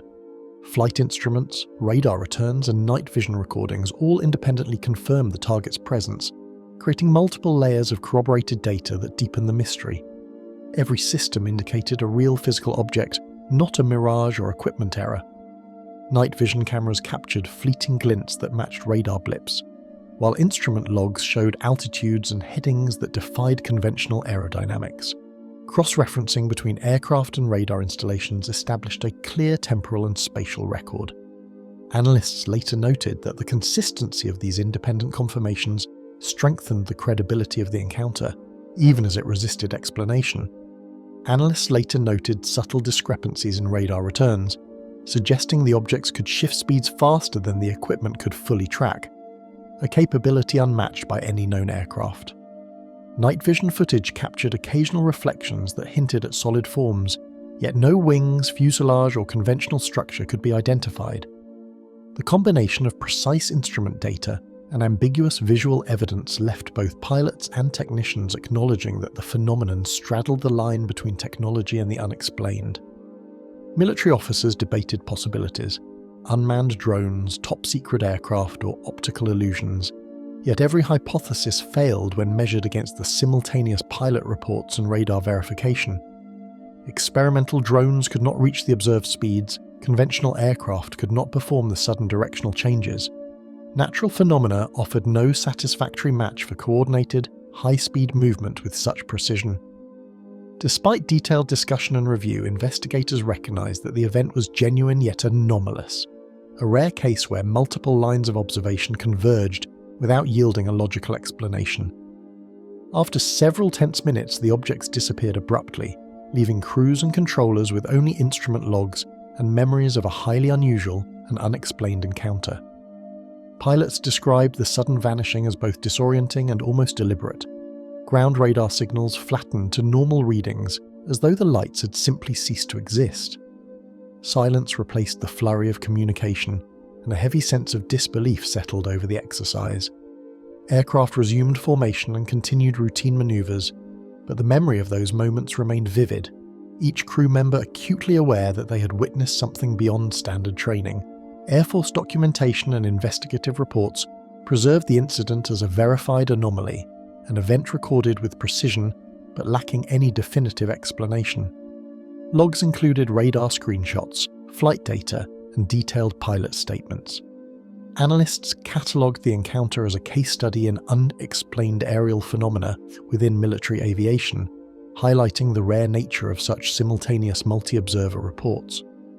The incident became part of a reference archive for night sky anomalies, standing as a benchmark for both pilots and investigators seeking to understand extraordinary encounters beyond conventional explanation. The night returned to its routine calm, but every trace of those fleeting targets lingered in the records, an enduring enigma beyond the reach of conventional aviation understanding. The Pacific Northwest Silent Formation. Twilight fell over the evergreen sprawl of Washington state as crews on multiple aircraft noticed a cluster of shapes gliding without a sound above the coastal horizon. The fading light cast long shadows over the mountains and forests, and the calm waters of Puget Sound reflected faint glimmers of the unidentified objects. Pilots instinctively reached for binoculars and navigation instruments, but nothing in their manuals or experience explained the movement they were witnessing. Airspace that had been predictable moments before suddenly seemed alien, as if the very sky had been shared with something unaccounted for in aviation charts or radar protocols. Pilots leaned forward in their seats, squinting through haze and fading light, struggling to identify whether the silent silhouettes were experimental jets, balloons, or something far less ordinary.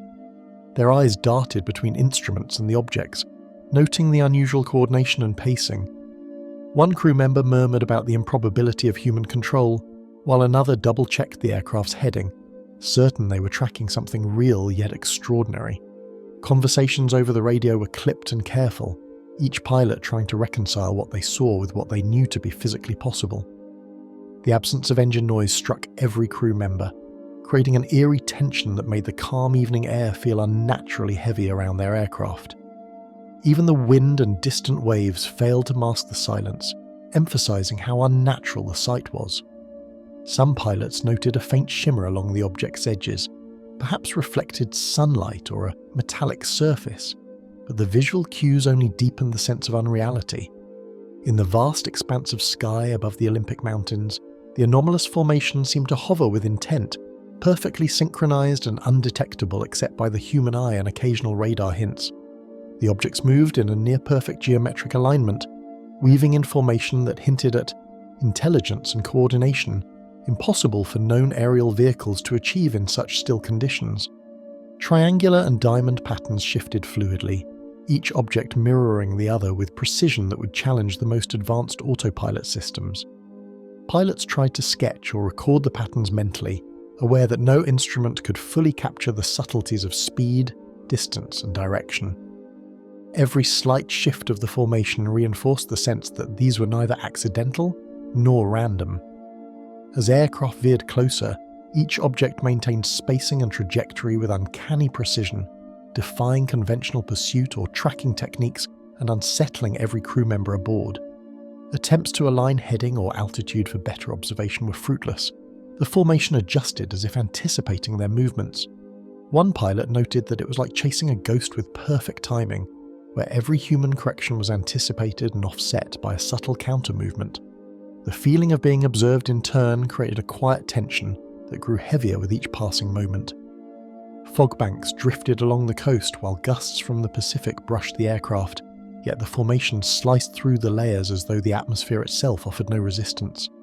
The interplay of natural weather phenomena and the formation's seamless glide magnified the mystery, offering no frame of reference for speed, altitude, or acceleration. Even the clouds seemed to part reluctantly, creating glimpses of the objects that were fleeting and tantalizing. Pilots reported an almost tactile quality to the air, a sense that the formation's presence altered perception itself. Observers reported subtle optical distortions around each object, as if the air itself shimmered when the formation maneuvered, creating brief heat haze-like mirages that complicated visual tracking. Cameras aboard some aircraft captured fleeting flares of reflected twilight along angular surfaces, yet no conventional structure could be discerned. Pilots also noted a faint rhythmic oscillation in the formation's motion, almost imperceptible like a synchronized pulse, that defied mechanical explanation. Ground-based observers in coastal towns later corroborated glimmers in the sky at the same times, suggesting the phenomenon was visible across a wide area. Together, these details reinforced the conclusion that the formation was both real and entirely enigmatic. Radar logs from FAA ground stations showed intermittent blips, matching the formation's position, though the signals lacked the strength or signature of conventional aircraft, leaving controllers perplexed. Technicians pored over the returns, running standard verification routines, but anomalies persisted. Each blip confirmed presence yet contradicted expectations, showing movement inconsistent with conventional flight physics. The combination of human observation and partial radar corroboration created a paradox, undeniable evidence that refused categorization or explanation. Post-flight debriefings documented careful analysis of every possible explanation, from classified drones to optical illusions, but every scenario fell short when compared against pilot testimony and radar data. Military and civilian investigators alike noted the consistency across multiple crews, aircraft, and viewing angles. Weather phenomena, atmospheric refraction, and experimental aircraft programs were all systematically considered and ruled out. The report concluded that the event was a genuine anomaly, preserving the mystery for future study while leaving no satisfactory explanation. Suddenly, the formation lifted in perfect unison and disappeared toward the horizon, leaving pilots staring at the empty sky, grappling with disbelief and the unexplainable precision they had just witnessed. Instruments normalized, and the haze of twilight returned to an undisturbed gradient of greys and blues. Silence prevailed once more, but the lingering impressions, the exact spacing, the fluidity of motion, and the utter quiet remained vivid in every cockpit. No trace, no sound, and no radar echo marked the departure. It was as if the formation had never been there, yet every observer knew otherwise. Flight logs, official reports, and witness statements preserved the encounter as a genuine anomaly, a coordinated event that remained unresolved despite scrutiny. The incident entered archives, referenced in both FAA records and military briefings, a rare example of multiple pilots reporting the same silent, inexplicable phenomenon. Subsequent exercises over the region failed to replicate the event, leaving it as a benchmark in aviation anomaly studies. Each pilot involved carried the memory, knowing that even the most thorough investigation had yielded no explanation. The silent formation vanished into the dimming horizon, leaving an emptiness in the sky and a lingering unease in every cockpit that no instrument, record, or recollection could fully account for. The South China Sea air-to-water transition. Early morning mist hovered above the South China Sea as pilots on a reconnaissance flight spotted an object descending toward the water in a manner that defied conventional aerodynamics. The haze softened the edges of distant islands and blurred the horizon, making navigation difficult even under clear skies. Instruments hummed quietly, yet the crew could not ignore the shimmering form moving with both grace and intent, defying their understanding of flight physics. Even the standard visual markers for distance and altitude seemed unreliable, leaving the pilots to rely on intuition and cross-referencing instruments that hinted at the impossible. The crew initially questioned their instruments and eyesight, noting a sudden distortion in the horizon where the object seemed to shimmer and elongate before touching the surface. Shadows of the surrounding waves played tricks on the eyes, but this anomaly remained steady, contrasting the randomness of natural reflections. As the pilots adjusted their seats and peered through the cockpit glass, every frame offered a slightly different perspective, yet the movement persisted, coordinated, and deliberate. One navigator whispered about the impossibility of its trajectory, while another hesitated to speak, aware that vocal acknowledgement might somehow cement the encounter in reality. Onboard radar captured intermittent returns, appearing and disappearing as if the object slipped between detectable states, challenging the limits of aviation tracking systems. Blips flickered inconsistently, their timing failing to match standard aircraft signatures. Crew members toggled settings and recalibrated, yet the readings remained erratic, neither fully absent nor classifiable. Every attempt to correlate the visual observation with electronic signals only deepened the sense of uncertainty. The radar, designed to assure pilots of surrounding traffic and potential hazards, offered no comfort. Instead, it reflected a mysterious presence that eluded complete measurement, highlighting the boundary between perception and technology. Several miles below, a naval vessel registered unusual sonar activity, detecting pulses from beneath the surface that coincided with the object's apparent descent from the sky. Operators noted vibrations inconsistent with conventional submarines or marine life, subtle but deliberate in rhythm and intensity. Communications between the ship and the flight crew were cautious, each party attempting to triangulate the phenomenon without misinterpretation.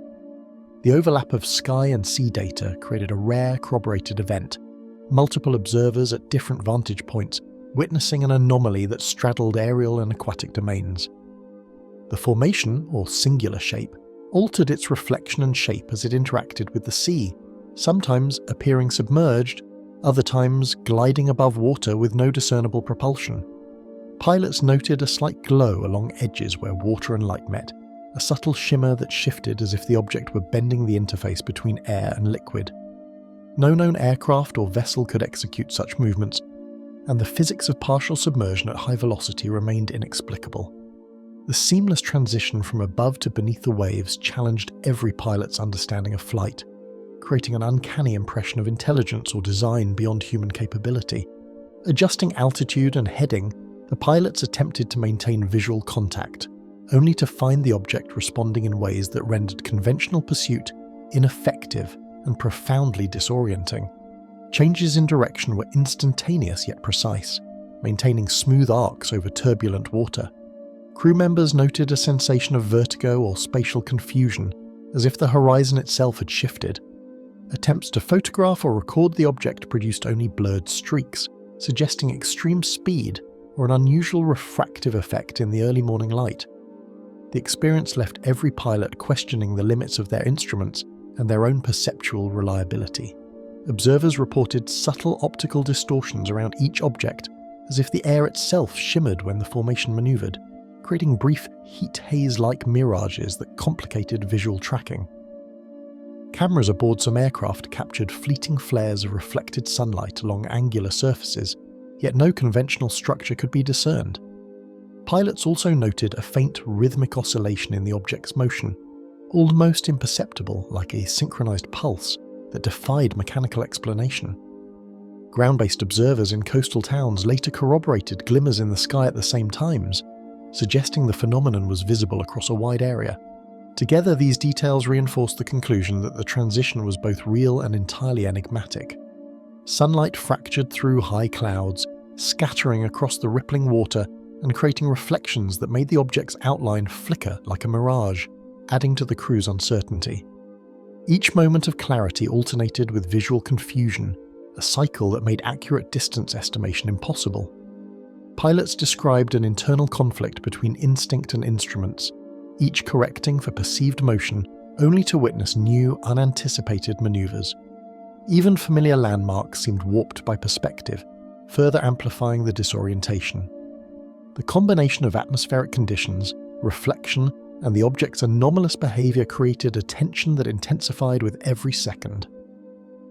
Nearby fishing boats and an unrelated cargo vessel later reported brief glimpses of luminous forms above the water, lending further credibility to the pilot's extraordinary observations. Witnesses described sudden bursts of light and shapes that rose and sank with uncanny smoothness, visible for only moments before disappearing. Radio chatter among civilian mariners confirmed that the anomaly was not restricted to a single aircraft or isolated observers. Investigators later noted the alignment between air and sea reports, strengthening the authenticity of the event.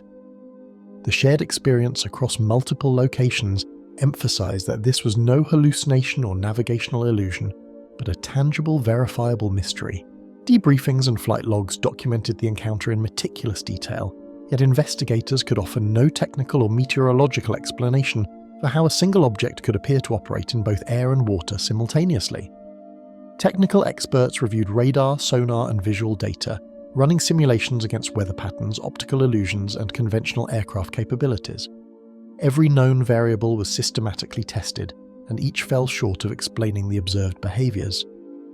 The final reports remained classified to some extent, preserving the incident as an unresolved anomaly. Pilots returned to routine operations, but the memory of the encounter lingered, a persistent reminder of limits in both perception and understanding. Pilots described a lingering sense of displacement, as if the natural boundaries between sky and sea had been momentarily suspended, leaving an indelible impression of the unknown. Conversations after the event conveyed awe and unease, acknowledging that the phenomenon had challenged both physics and human expectation. The combination of visual, radar, and naval corroboration left an enduring puzzle, one that aviation authorities catalogued with meticulous care yet could not explain. Time and distance offered no closure. The anomaly's impression remained vivid, etched into every report and personal memory. Their instruments stabilized and the sea lay still, but the memory of a single object crossing the divide between air and water refused to be rationalized, hovering perpetually at the edge of understanding. The Mediterranean Compass Drift Event. As the sun rose over the Mediterranean horizon, the flight crew noticed their compasses veering imperceptibly off course, a deviation so slight it might have been dismissed as an artifact of minor turbulence. Initially, the pilots assumed standard calibration errors, adjusting headings as routine procedure dictated. Yet, with each nautical mile, the anomalies grew just enough to provoke concern, subtle but insistent. Even familiar coastal landmarks seemed slightly misaligned with their instruments, creating a quiet cognitive dissonance that settled over the cockpit. The vessel of steel and precision now carried uncertainty, and the crew's confidence began to wobble alongside the compasses they had relied on without question for thousands of hours. Attempts to recalibrate the instruments revealed subtle divergences that grew with each passing nautical mile, suggesting a phenomenon that could not be corrected through conventional methods. Electrical engineers aboard the aircraft ran diagnostics in real time, toggling switches and monitoring fluctuations in the magnetic heading sensors. Each adjustment offered a fleeting alignment only to drift again within moments, an invisible hand seemingly manipulating the readings. The repeated failure to stabilize instruments introduced a tension between instinct and technology, challenging the pilots to reconcile observation with the precise standards their training demanded and leaving the cockpit heavy with cautious deliberation.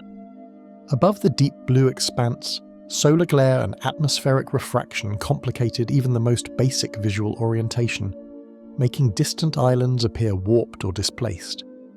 The glittering reflections on the water occasionally offered false confirmation of a correct heading, only to contradict the instruments moments later. Celestial navigation, long considered a reliable backup, yielded inconsistent results as subtle optical illusions distorted star positions and horizon lines. Pilots relied on memory, instinct, and cross-checking multiple reference points, yet nothing fully restored certainty. The flight became an exercise in balancing trust and doubt. Every observation filtered through the persistent hum of unreliable compasses. Air traffic control queried the flight's heading, noting discrepancies that seemed to defy routine navigation checks and standard air corridors. Controllers compared radar returns to filed flight plans and noticed slight but systematic deviations. These deviations were too consistent to dismiss as simple pilot error, yet no external factors were immediately apparent. Communications between pilots and ground operators were careful, formal, and tinged with unease, as both sides attempted to maintain operational clarity while acknowledging the unaccountable behaviour of instruments. The anomaly was no longer confined to internal cockpit calculations. It had become a documented irregularity demanding broader attention. Reports soon confirmed that other aircraft in nearby airspace experienced the same inexplicable compass shift, indicating a phenomenon extending beyond a single plane or crew. A coordinated airspace review revealed overlapping anomalies across multiple flights within a roughly triangular section of the Mediterranean. Each crew reported similar deviations, measured in degrees, yet consistent enough to suggest an underlying environmental or magnetic cause. Radar signatures, however, did not reveal any interfering objects, while atmospheric data showed no perturbations sufficient to explain the drift. The convergence of reports elevated the event from an isolated oddity to a regional puzzle, one that required careful documentation and cautious theorizing. Pilots exchanged nervous glances as trust in their training clashed with the unreliability of the instruments, a confrontation between discipline and the unknown.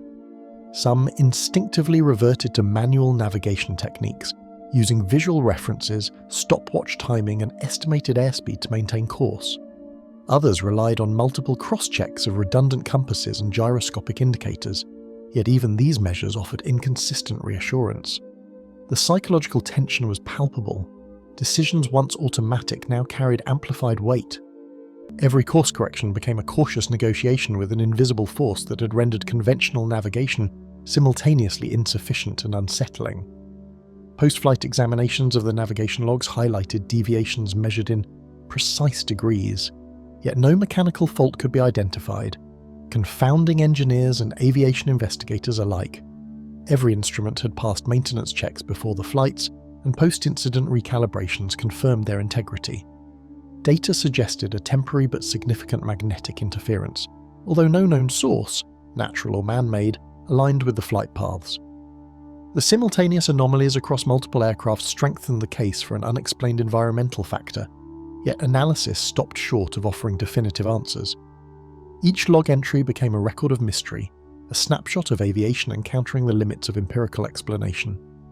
Historical accounts revealed similar compass anomalies in the region, though none offered conclusive explanations, adding layers of intrigue to an already perplexing event. Reports dating back decades documented brief, unexplained heading shifts, often dismissed as localized interference or human error. Cross-referencing these accounts with contemporary technology suggested that the phenomenon had persisted undetected, leaving pilots to encounter it anew with modern instrumentation. The recurrence hinted at an enduring pattern, subtle enough to evade widespread notice but sufficiently documented to imply a deeper, unresolved element of Mediterranean aviation history. Technical experts considered geomagnetic interference, solar storms, and even structural equipment flaws, but none fully accounted for the pattern observed across flights. Simulations tested solar flux, local magnetic anomalies, and potential instrument failure modes, yet each hypothesis fell short in explaining both magnitude and synchronicity. Engineers and flight safety officers debated potential human factors, environmental influences, and regional geomagnetic peculiarities, only to reach the same unresolved conclusion. The phenomenon remained at the intersection of technological precision and natural unpredictability, a rare event that resisted categorization yet demanded acknowledgement in official records. The event lingered in the memory of all involved, a quiet puzzle inscribed in aviation records and personal recollections alike, leaving pilots to reconcile professional experience with the inexplicable. Debriefings documented the precise timing, locations, and instrument readings, yet no single explanation satisfied the full scope of observations. Subsequent flights over the region proceeded without incident, but the compass drift incident became a reference point for uncertainty, a reminder that even the most reliable instruments could be undermined by factors outside human comprehension. The anomaly existed as both a technical challenge and a psychological imprint shaping future navigation vigilance. Skies appeared calm and instruments nominal, but the invisible force that had subtly tilted headings over the Mediterranean refused to be mapped or rationalised, lingering in the minds of every navigator who had flown that corridor. The RAF Kinloss disappearing contact. During a routine North Sea patrol, radar screens began to flicker with inconsistencies that no technician had anticipated. The aircraft involved, a Nimrod Minar 2 on a standard anti-submarine sweep, had been tracked without incident for nearly an hour, following a predictable path above the cold waters. Yet suddenly, portions of the radar trace vanished, reappearing seconds later with subtle distortions. Pilots glanced at each other, their expressions a mix of curiosity and unease. Kinloss Control monitored the situation with heightened attention, noting a brief disappearance that, while measured in seconds, carried an implication of unpredictability that neither crew nor controllers could immediately explain. Signals from the returning aircraft weakened unexpectedly, as though some invisible veil had interrupted the electronic trace. The radar operators documented a drop in signal fidelity that did not correspond to atmospheric interference, instrument calibration, or any known propagation anomaly. Subsequent pulses revealed the aircraft in slightly shifted positions, inconsistent with the flight path the autopilot maintained. Multiple systems recorded the same pattern, indicating that the loss of contact was not a local glitch. Every attempt to triangulate the aircraft's position revealed gaps, and each gap seemed to coincide with a precisely timed cluster of radar echoes, forming an enigma that no procedural manual could clarify. Inside the cockpit, pilots strained against instruments and horizon alike, seeking confirmation that what they saw matched what the screens reported. The Nimrod's navigation displays remained normal, altimeter and heading steady, yet the radar plot told a different story. They executed standard verification protocols, cross-checking with inertial navigation systems, confirming the radio altimeter, and scanning the sky for visual confirmation. From their perspective, the ocean stretched endlessly below, calm and featureless, offering no clue to the electronic inconsistencies that had become impossible to ignore. Tension in the cockpit was quiet but tangible, a shared awareness of a discrepancy that neither science nor training could readily reconcile. Kinloss Control attempted repeated radio checks, noting delays and static that contrasted sharply with standard signal clarity. Messages that should have been instantaneous experienced odd interruptions, fragments of voice transmissions arriving out of sequence or slightly distorted. Ground crews consulted system logs in real time, searching for mechanical or electrical explanations, while radar technicians verified antenna, alignment and electronic integrity. Each report from the pilots confirmed the absence of visible interference, intensifying the mystery. The combination of visual normality and electronic irregularity produced a state of acute uncertainty, an aircraft physically present yet partially erased from the instruments tasked with observing it. Logs from preceding patrols revealed brief, unexplained vanishings that mirrored the current anomaly in both timing and location. Archived reports from the previous month recorded intermittent radar blips that vanished without a trace, reappearing in slightly altered positions. Crew statements from those flights described sudden lags in communication and momentary confusion in navigation.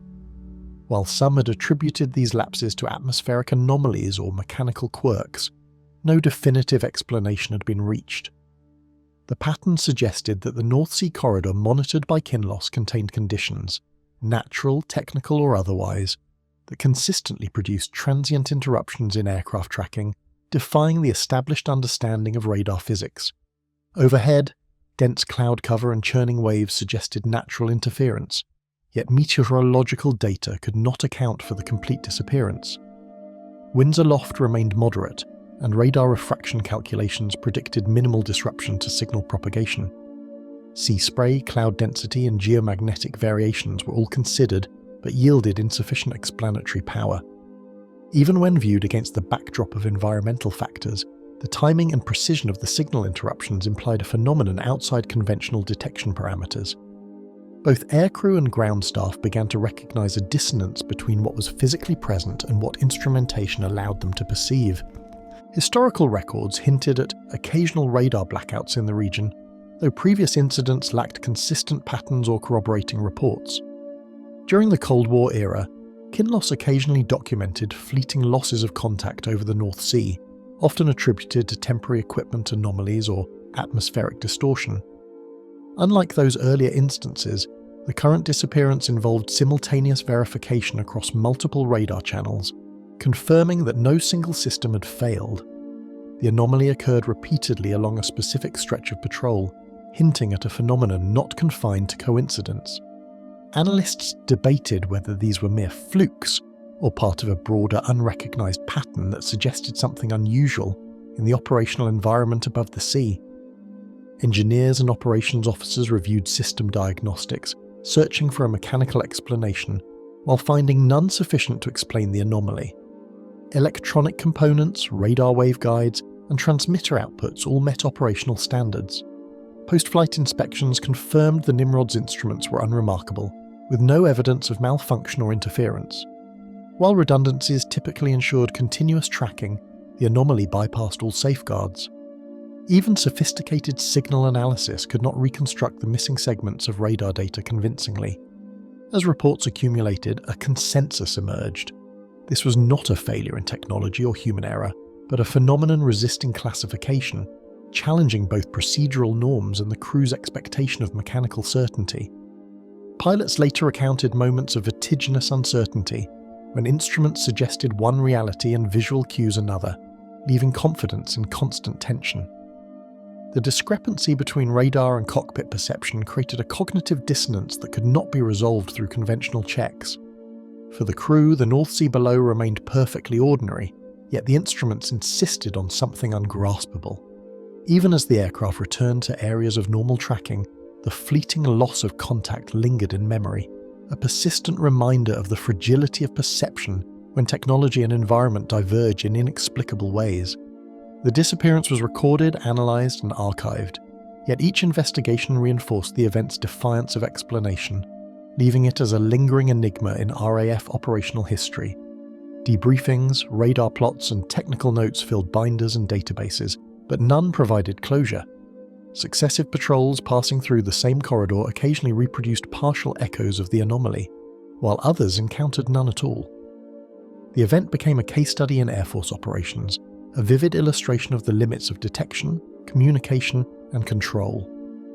Even decades later, the report serves as a reminder that certain phenomena, however meticulously documented, remain just beyond the grasp of understanding. Every signal finally came back online, and patrols continued uneventfully, yet the silent void over the North Sea lingered, an unseen absence in both radar and recollection. The Anchorage Control Sector anomalies. The Anchorage Air Route Traffic Control Center governs one of the largest and most sparsely populated airspaces on Earth, a region where transoceanic corridors cross remote wilderness and radar coverage must stretch across distances unmatched elsewhere in the United States. Within this vast control sector, pilots and controllers have periodically reported radar targets that appear without flight plans, without transponder codes, and without any correlating visual contact from nearby aircraft. These anomalies do not announce themselves dramatically. They emerge quietly as moving returns on scopes already crowded with long-haul traffic, slipping into the background of routine operations until their behavior begins to diverge from anything expected.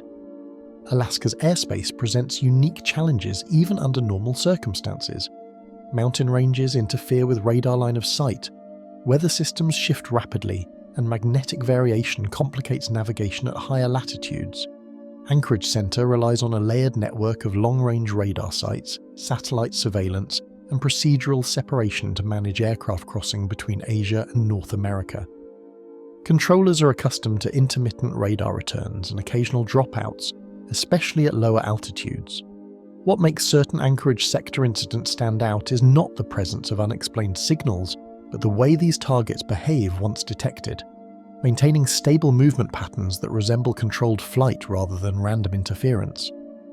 In several reported instances, controllers observed targets that appeared to enter controlled airspace from the periphery of radar coverage and then proceed along paths that intersect established civilian routes without matching any known flight trajectory.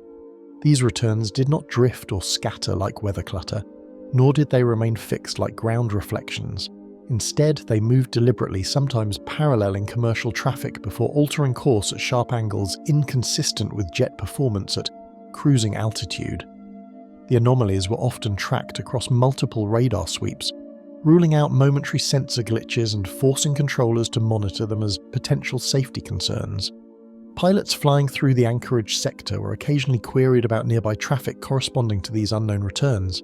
Responses were consistent and restrained. Flight crews reported no visual contact, no TCAS advisories, and no radio transmissions from any aircraft in the indicated vicinity.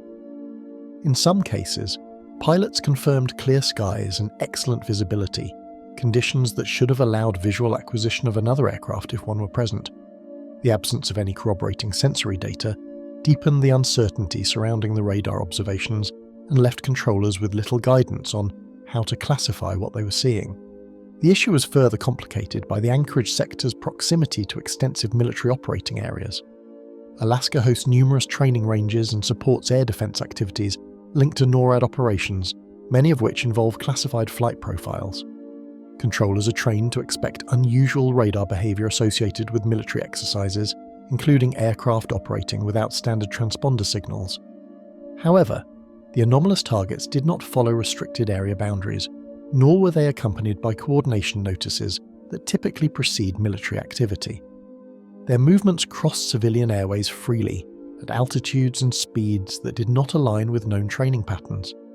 Controllers documented that some of these targets appeared to weave between established flight paths, maintaining separation that suggested awareness of surrounding traffic.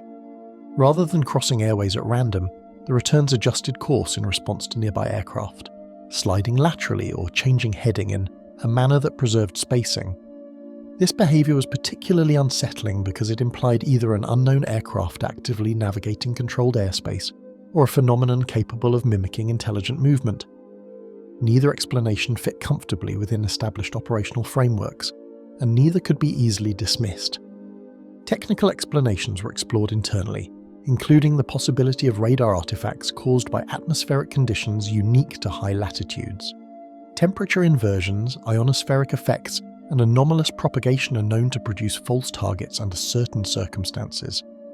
Yet such artifacts typically present as stationary or erratic blips, not as coherent tracks persisting across time and distance. Anchorage controllers noted that the anomalous returns maintained consistent speed and heading profiles, characteristics that are difficult to reconcile with purely environmental interference. The gradual transition to satellite-based ADS-B surveillance in Alaska added another layer of complexity. ADS-B provides precise positional data broadcast directly from aircraft, reducing reliance on ground-based radar alone. In some cases, anomalous targets appeared only on traditional radar displays and not on ADS-B feeds, reinforcing the idea that no compliant aircraft was present. Yet the persistence and motion of the returns continue to defy simple classification as noise. The discrepancy between systems left open the question of whether the limitation lay in sensor coverage or in assumptions about what constituted legitimate air traffic. Operationally, Anchorage Center treated these incidents with caution rather than alarm. Controllers maintained standard separation for known aircraft and avoided unnecessary radio traffic that could distract flight crews. Internally, reports were logged, discussed, and set aside when no further developments occurred. There were no emergencies, no near misses, and no confirmed intrusions. Still, the lack of resolution lingered. Each unexplained track represented a small fracture in the expectation that controlled airspace could be fully observed, identified, and understood. Over time, the Anchorage control sector anomalies became part of an unspoken awareness among those who worked the scopes. They were rare enough to avoid formal classification, yet distinct enough to be remembered. In a region where human presence is already thin and technological reach is stretched to its limits, these unexplained movements suggested that not everything crossing the sky could be neatly accounted for. The radar screens eventually cleared, the flights continued, and the anomalies faded from view, leaving behind only records and quiet unease. Whatever moved through Anchorage airspace that night did so without announcing its origin, its intent, or its destination, and then vanished beyond the edge of the scope as if it had never been there at all. the Scandinavian midnight sun visual illusions. Above the Arctic Circle, daylight can stretch uninterrupted for weeks, turning the upper sky into a pale, unchanging field where shadows lose their authority and distance becomes difficult to judge. This phenomenon, known as the midnight sun, transforms the Scandinavian summer sky into something that feels less like a cycle and more like a suspended state. Commercial aircraft routinely cross this region while moving between Northern Europe, Asia and North America, passing through airspace where the sun hovers low but never disappears. Within this persistent light, experienced flight crews have occasionally reported visual encounters that do not behave like reflections, clouds, or known optical effects, moments that stand apart from the expected strangeness of polar flying. For flight crews operating in this region, the absence of night removes more than darkness, erasing the visual reference points that pilots elsewhere rely on without thinking. The horizon becomes indistinct, cloud layers blend into the brightness, and contrast collapses into subtle gradients that strain depth perception. Even at cruising altitude, the sky can feel flattened, as though the aircraft were suspended inside a luminous dome with no clear boundaries. Pilots are trained to anticipate these effects and compensate by relying more heavily on instruments, yet the environment remains mentally demanding. It is within these conditions, when the sky appears deceptively empty and overexposed, that anomalous visual observations have been reported. Against this washed-out backdrop, some crews have described seeing defined points of light that appear structured rather than diffuse, holding their shape against a sky that normally scatters brightness indiscriminately. These lights are often reported as pale white or faintly amber, neither dazzling nor sharp but distinctly bounded. They do not shimmer like ice crystals or fade like distant reflections. Instead, they remain visible long enough to be examined, sometimes appearing just above the horizon line or offset laterally from the aircraft's path, occupying a space where nothing else seems able to hold definition. Aviation science offers several well-documented explanations for light behaving strangely near the poles, yet none fully account for what these pilots described. Phenomena such as sundogs and halos form when sunlight refracts through ice crystals, producing bright spots or arcs near the sun. Superior mirages can lift distant objects above the horizon, distorting their shape and apparent position. These effects, however, are typically anchored to the sun's location and remain stationary relative to it. The reported lights did not conform to these patterns, appearing where no halo should form and maintaining positions that shifted independently of solar geometry. What unsettled the crews most was not the brightness of the object, but their apparent willingness to move with purpose rather than drift with wind or cloud. In some accounts, the lights appeared to slide laterally across the field of view, maintaining a consistent distance from the aircraft before slowly receding. In others, they held a steady bearing while the aircraft advanced, as though pacing it briefly without closing or falling behind. Such motion is difficult to reconcile with passive atmospheric effects, which tend to smear, scatter or dissolve under constant illumination, rather than trace deliberate paths through open sky. Inside the cockpit, instruments remained calm and unresponsive, offering no confirmation that anything unusual occupied the airspace beyond the windshield. Traffic collision avoidance systems showed no nearby aircraft, and navigation displays remained stable. Radio traffic continued uninterrupted, with no reports from other flights unless prompted later during post-flight discussions. The disconnect between what was seen and what was measured created a quiet tension, one that did not escalate into alarm but lingered as an unresolved discrepancy between human observation and technological silence that could not be easily dismissed. Extended exposure to continuous daylight is known to affect human perception, yet the consistency of these reports challenges the idea that fatigue alone can explain them. Circadian disruption is common on polar routes, and visual strain can produce momentary illusions, particularly during long duty periods or after extended time at cruise. However, the encounters were often described by multiple crew members simultaneously, sometimes confirmed independently by pilots and co-pilots without prompting or suggestion. The shared nature of the observations suggests that whatever was seen occupied the external environment, even if only briefly. Commercial aviation culture does not encourage imaginative storytelling, which is why these observations were recorded carefully and with notable restraint. Pilots are trained to report only what is operationally relevant, and unusual visual phenomena are often omitted unless they appear to pose a safety concern. In these cases, the lights were not described as threatening or erratic, but their unfamiliarity warranted documentation.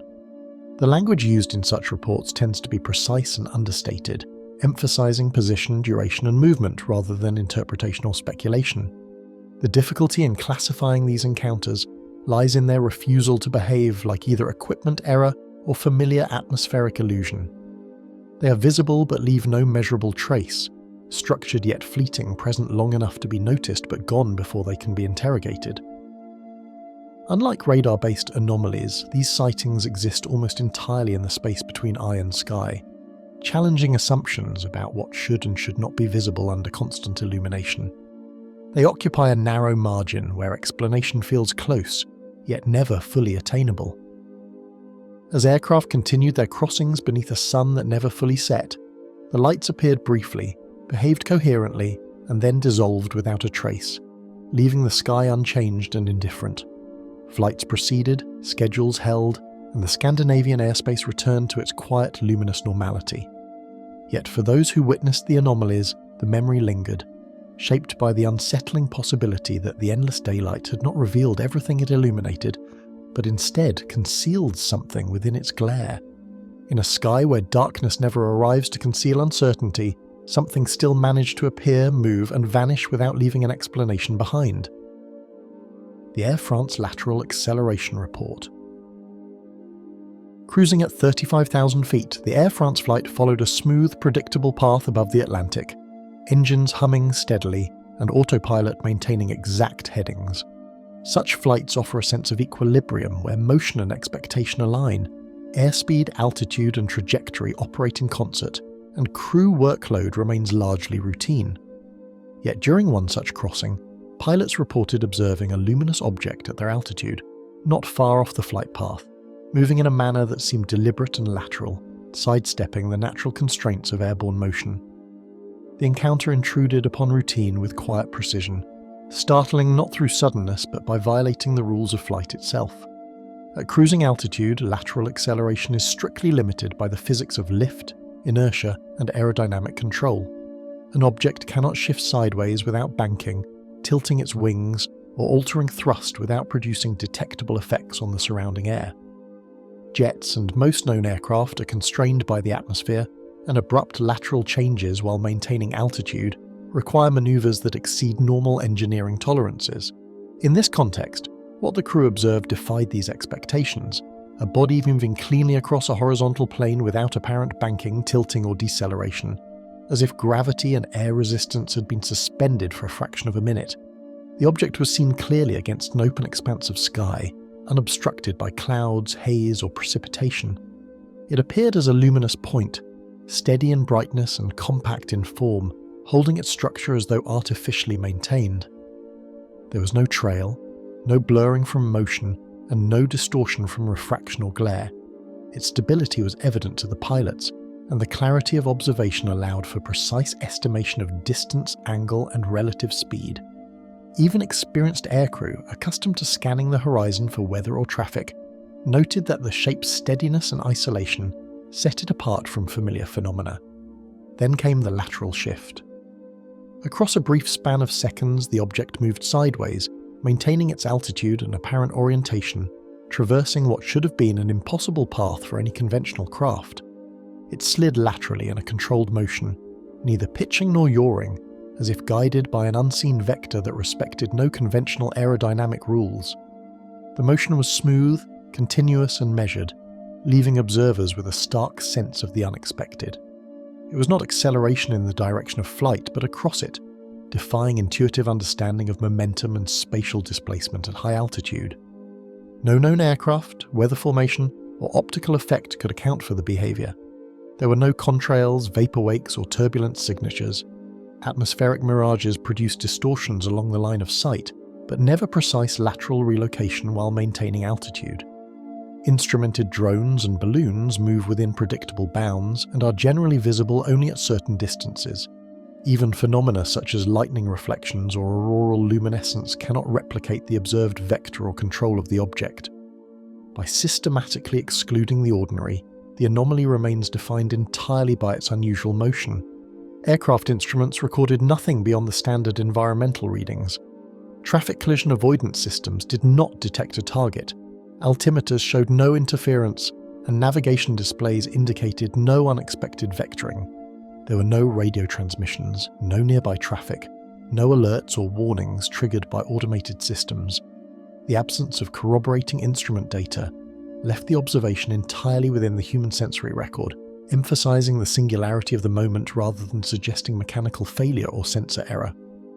The crew documented the event carefully, avoiding embellishment. Language in the report emphasized measurable factors: relative bearing, duration, apparent speed, and angular displacement. There was no attribution of intent, no suggestion of threat, and no assumption about origin. Aviation culture prizes conservatism in reporting anomalies, and the understated phrasing of the log underscores the reliability of the observation rather than dramatizing it. What remained was a clear, precise account of motion that should not have been physically possible. The sideways acceleration itself became the defining element of the report. It is one thing for an object to appear even briefly at altitude. It is another for that object to move laterally in a sustained, controlled manner. Pilots could not reconcile it with known propulsion systems or energy transfer, nor could they associate it with normal aerodynamic behavior. The anomaly was defined by its capacity to move in a way that challenged core assumptions about inertia, thrust, and spatial displacement in the troposphere. Classification proved impossible. The encounter did not escalate, recur, or produce measurable traces, leaving investigators with an event that resists categorization. It was neither mechanical failure nor misperception, neither threat nor accident. It existed as a single episode recorded in narrative form, bounded by seconds and defined entirely by motion that violated expectation. The lack of resolution is itself a feature of the report. It confirms that the anomaly cannot be assimilated into existing frameworks of aircraft, weather, or atmospheric optics. After the moment passed, the aircraft continued on its flight path as if nothing had occurred. Autopilot remained engaged, instruments unchanged, and the Atlantic spread beneath in unbroken calm. The experience, brief as it was, lingered in the memory of the crew as a disruption to the natural assumptions of flight, motion that obeyed neither momentum nor known aerodynamic law. The expectation of stability and predictability returned, yet a subtle unease persisted, as if the event had altered the rules governing the air around them. The observation lasted only seconds, yet its implications were lasting. Something had moved sideways at altitude without obeying the laws that govern every known aircraft, leaving behind only the memory of impossible motion and a faint trace of disbelief. Even motion, it seemed, could bend itself for a moment and leave no explanation in its wake. The Black Sea Hover Lock. The fighter jet moved along its assigned patrol route above the Black Sea, engines humming steadily as the pilot followed standard reconnaissance protocols in airspace usually devoid of activity. Altitude and heading remained constant, autopilot maintaining the flight path with predictable precision.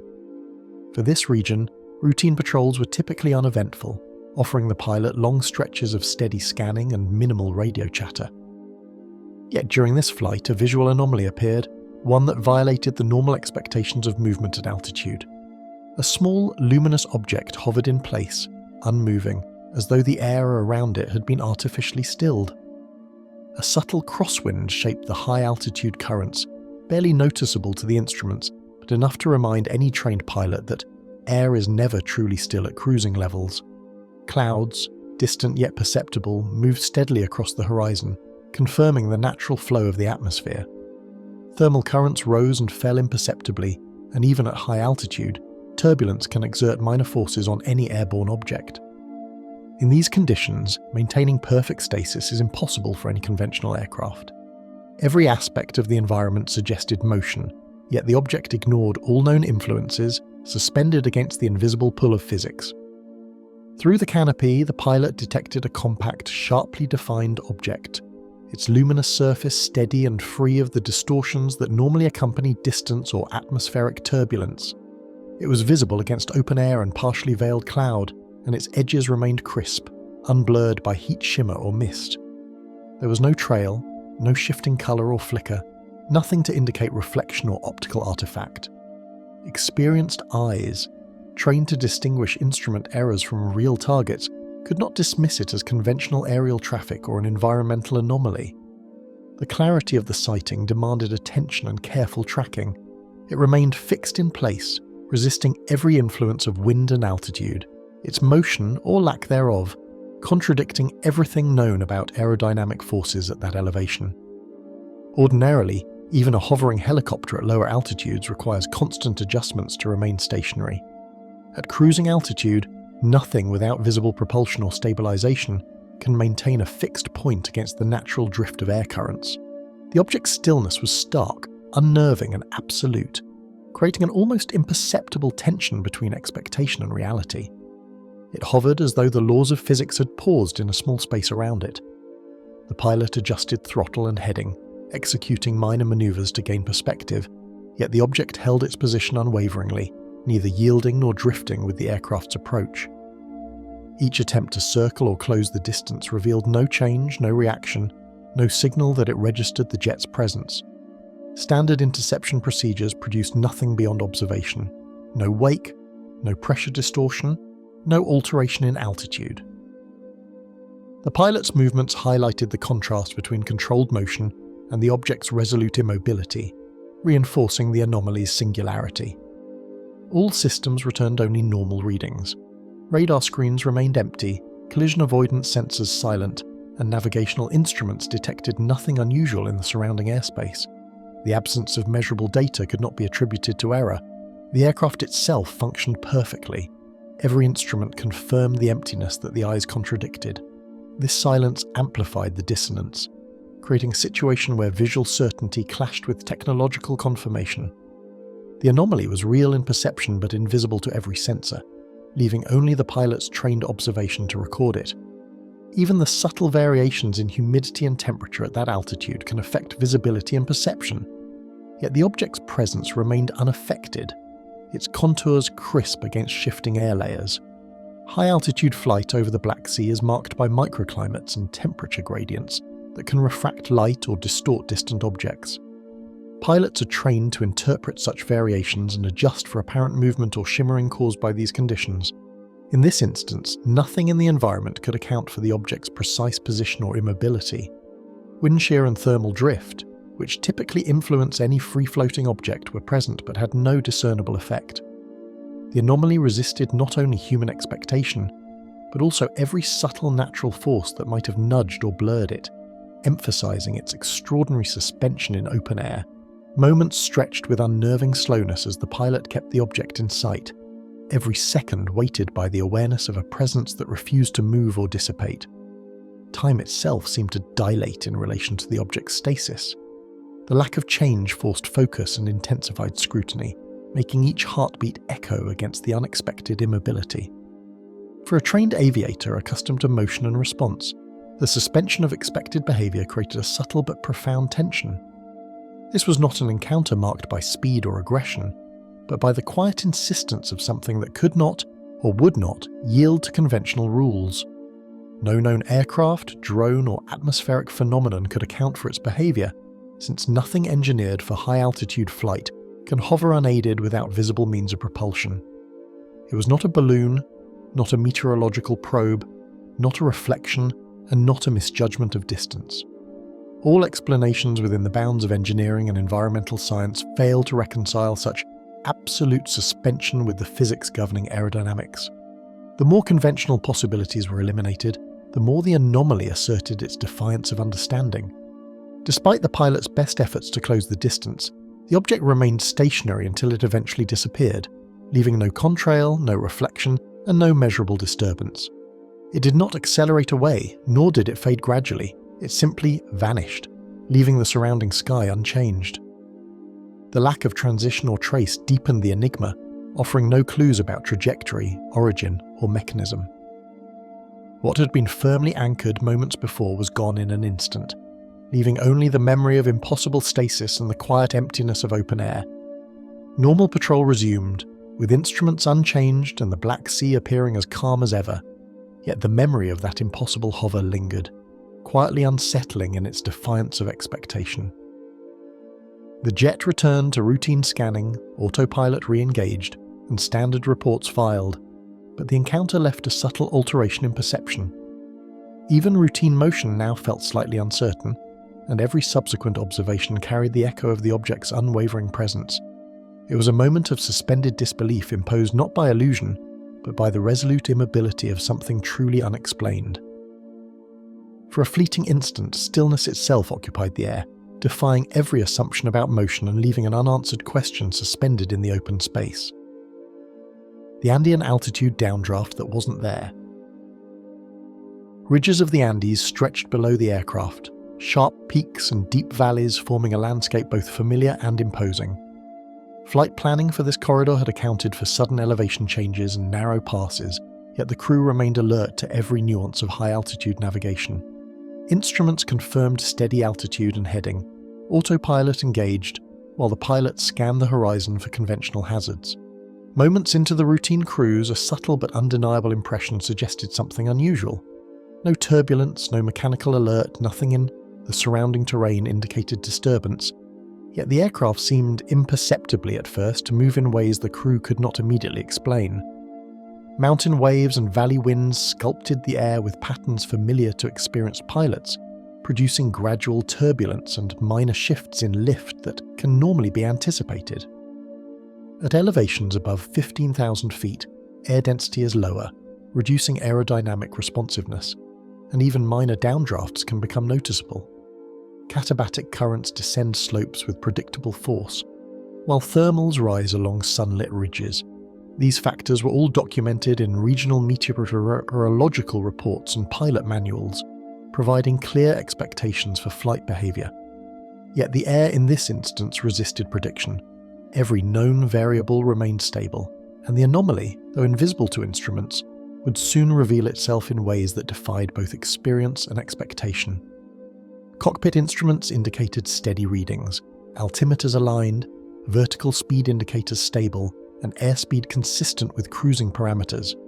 The co-pilot cross-checked all gauges, confirming the normalcy of the data, while scanning the terrain below. Standard cockpit procedures for monitoring altitude fluctuations were in place, including subtle adjustments of pitch and power to maintain stability. Despite these assurances, the pilot experienced an immediate discrepancy between what the instruments reported and what the body and senses detected. Controls felt unusually sensitive, and a faint, unaccounted-for pressure tug suggested the aircraft was responding to an external force absent from any sensor or radar confirmation. Within seconds, the aircraft lost altitude abruptly, descending smoothly without buffeting, without turbulence, and without any indication of mechanical failure. The plane's pitch remained nearly level, while vertical speed indicators registered an unmistakable drop. Subtle control inputs had little effect at first, and the autopilot struggled to compensate, momentarily counteracting a force that had no apparent source. The crew felt the descent physically, a gentle but undeniable acceleration downward that occurred over a few heartbeats. The sudden motion was measurable and precise, yet it lacked any conventional cause, creating a tension rooted in factual observation rather than speculation or dramatization. Meteorological explanations were systematically ruled out. Microbursts, which can create rapid localized downdrafts, occur alongside intense precipitation and violent wind shifts, none of which were present. Mountain waves typically produce oscillations over long distances rather than a single isolated drop. Katabatic gusts descending along slopes would have affected the aircraft gradually and unevenly, leaving measurable wind signatures. None of these known phenomena corresponded to the speed, duration, or smoothness of the descent. Instrument readings confirmed stability elsewhere, eliminating the possibility of localized sensor error. This process of elimination left only the anomaly itself, without explanation. Nearby airfields confirmed the absence of unusual weather conditions. Radar logs and wind data from surrounding peaks indicated calm patterns, while other aircraft in the vicinity reported no abnormal conditions or sudden altitude shifts. Flight traffic records showed normal movement in adjacent corridors, further isolating the anomaly. The combination of environmental verification and absence of mechanical or atmospheric cause reinforced the uniqueness of the incident. In this high-altitude environment, where minor forces are typically magnified, The aircraft experienced an event that neither the instruments, the surrounding weather, nor the regional topography could account for. The crew engaged in corrective procedures with precision, following training for unexpected altitude deviations at high elevation. Adjustments to throttle, pitch, and autopilot were executed to stabilize the aircraft while monitoring all cockpit systems.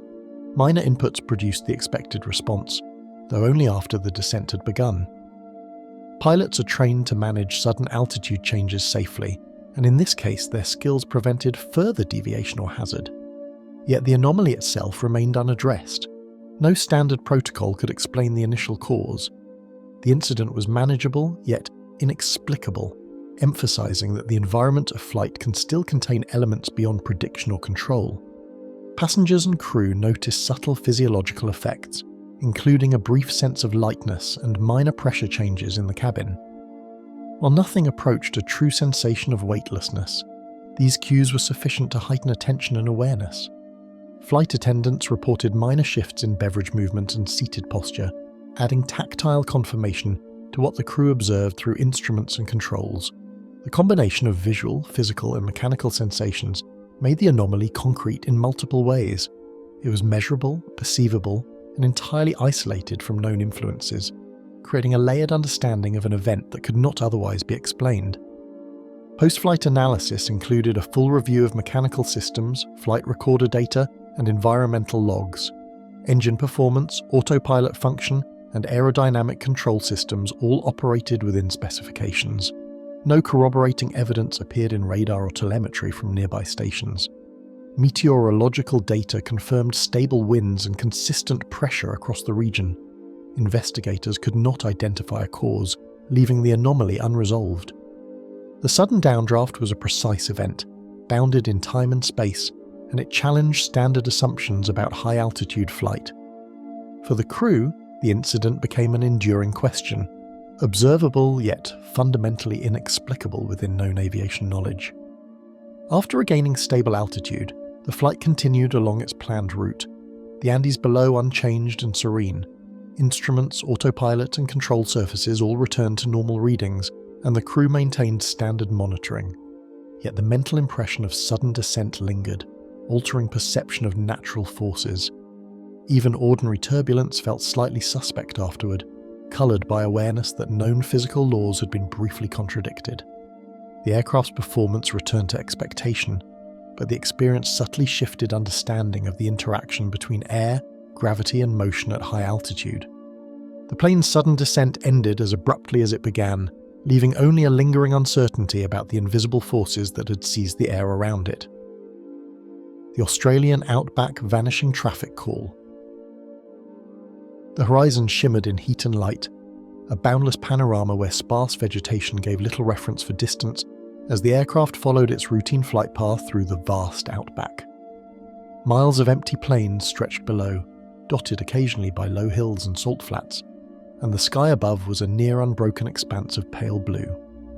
Navigation was simple in principle, yet the isolation magnified every minor irregularity, making attentiveness paramount. When the advisory from air traffic control arrived, signalling nearby traffic, it was immediately notable against the expected calm, a subtle disturbance in the otherwise predictable routine of this long, high-altitude segment. ATC transmitted an unexpected advisory, alerting the crew to nearby traffic that should have been visible within minutes, yet remained unconfirmed by either radar or sight. The advisory included coordinates, approximate altitude, and a relative bearing that placed the aircraft directly along the flight's projected path. While such alerts are common and usually resolved within seconds, this one immediately drew focused attention. The crew acknowledged the instruction and adjusted scanning priorities, maintaining communication with ATC, who repeated the advisory to ensure clarity. In a region with sparse traffic, a single unconfirmed contact was enough to heighten vigilance, emphasizing the vast isolation surrounding the aircraft. The pilots methodically swept the sky, dividing it into quadrants, searching for a silhouette or glint of metal, but the expanse returned only empty blue, offering no sign of the reported aircraft. The clarity of the day and low humidity made for excellent visibility, with no cloud cover to obscure vision. Binoculars and polarized visors were used in sequence, yet nothing appeared along the given vector. Even distant thermal contrails or reflective surfaces failed to present themselves. Every expectation, based on both instrument reports and visual range, suggested a nearby aircraft should have been immediately apparent, yet the space remained entirely devoid of observable objects. All onboard sensors and collision avoidance systems displayed silence, registering no contacts, no movement, and no anomalies that would correspond to the advisory received. The traffic alert had provided bearings and approximate altitude, yet the radar scope and onboard proximity sensors were entirely blank. Systems that normally register other commercial flights within several miles of the aircraft produced no readings, no tracks, and no blips. Instrument cross-checks confirmed operational integrity, and all collision avoidance protocols were functional. The discrepancy between reported proximity and absence of detection created a factual tension. An expected presence existed according to procedure, yet left no measurable trace for observation or instrumentation. The day was exceptionally clear, with minimal haze and calm winds, conditions that normally facilitate long-range spotting and radar verification, leaving the absence of the aircraft all the more perplexing. Heat shimmer created minor distortion near the horizon, but it was insufficient to hide a plane of the reported size at the expected distance. Atmospheric conditions were verified against regional weather data, confirming stability and visibility within known parameters. Other aircraft in the vicinity reported no unusual atmospheric effects. For the pilots, the conditions reinforced the anomaly. The environment was conducive to detection, yet the expected aircraft remained entirely unobservable by any standard means. Procedures required adjusting heading, altitude, and scanning pattern while communicating intent to ATC, yet every expected sign of nearby traffic remained invisible, creating tension through procedural normalcy. The crew altered flight vectors in accordance with separation protocols, rotating positions within the cockpit to maintain constant surveillance. Each adjustment was deliberate, methodical, and grounded in standard operating procedure. Despite these actions, the supposed aircraft did not appear. The juxtaposition of a careful, trained response against a total absence heightened the sense of unease. Even minor deviations in airspeed or altitude felt amplified as the expectation of encountering tangible nearby traffic went unfulfilled. Minutes passed as the crew maintained heightened vigilance, repeating sweeps of the horizon and instrument checks, yet the anticipated aircraft never materialized, leaving the alert unresolved. Scanning patterns were systematically varied, including altitude adjustments, turns, and alternating visual techniques, yet the sky returned no evidence of another aircraft. Radio communications with ATC confirmed no other traffic reported anomalies in the same corridor.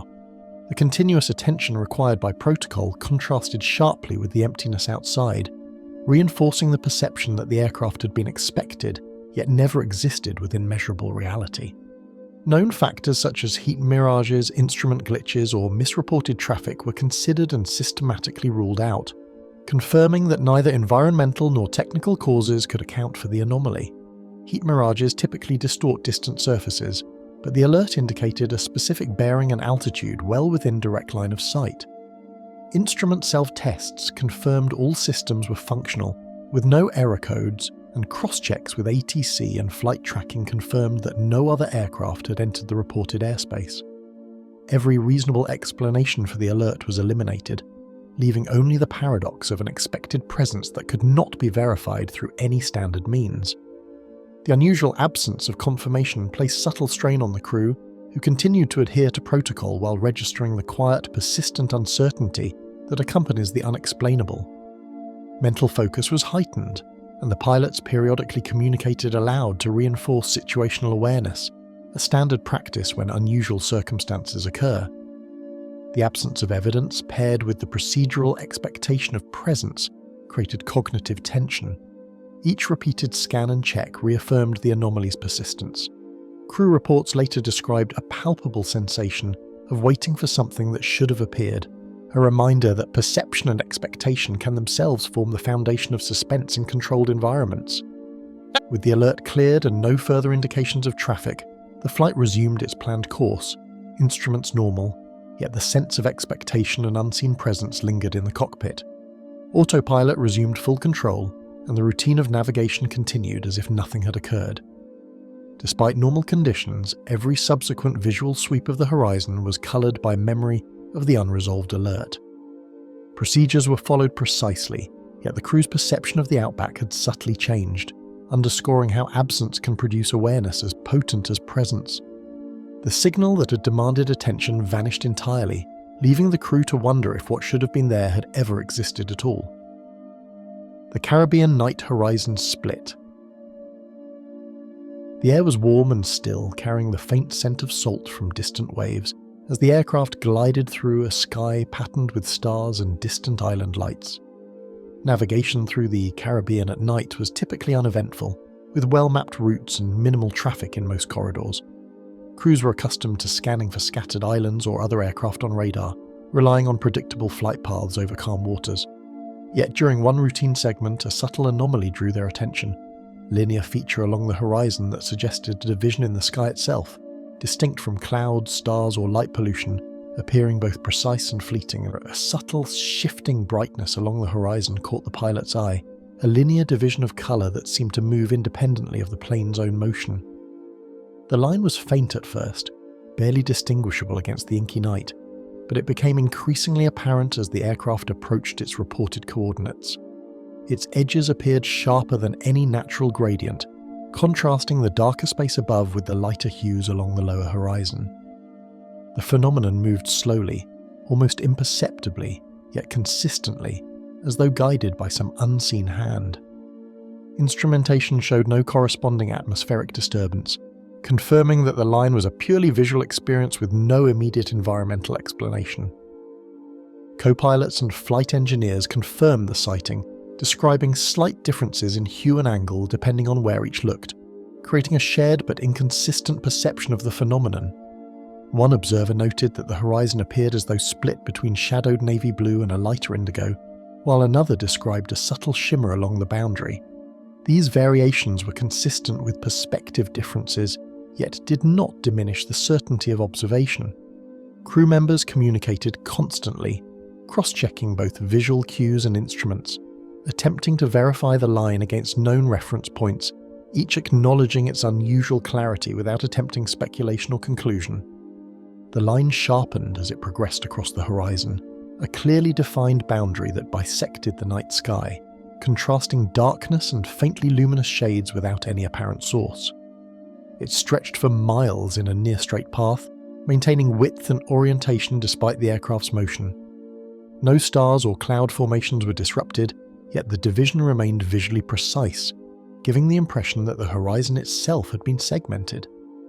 Observers instinctively tried to trace the boundary beyond their field of view, scanning for curvature or discontinuity, but the phenomenon resisted categorization, appearing both coherent and alien within the familiar geometry of night flight. Pilots considered refraction, distant lightning, or temperature gradients in the troposphere, but none of the standard optical effects accounted for the crispness and stability of the dividing line. Atmospheric conditions were calm and clear, with no precipitation, clouds, or anomalous thermal activity to suggest mirage formation. Temperature inversions were mild and consistent with long-term regional data, producing no sudden shifts that could create a straight, moving horizon line.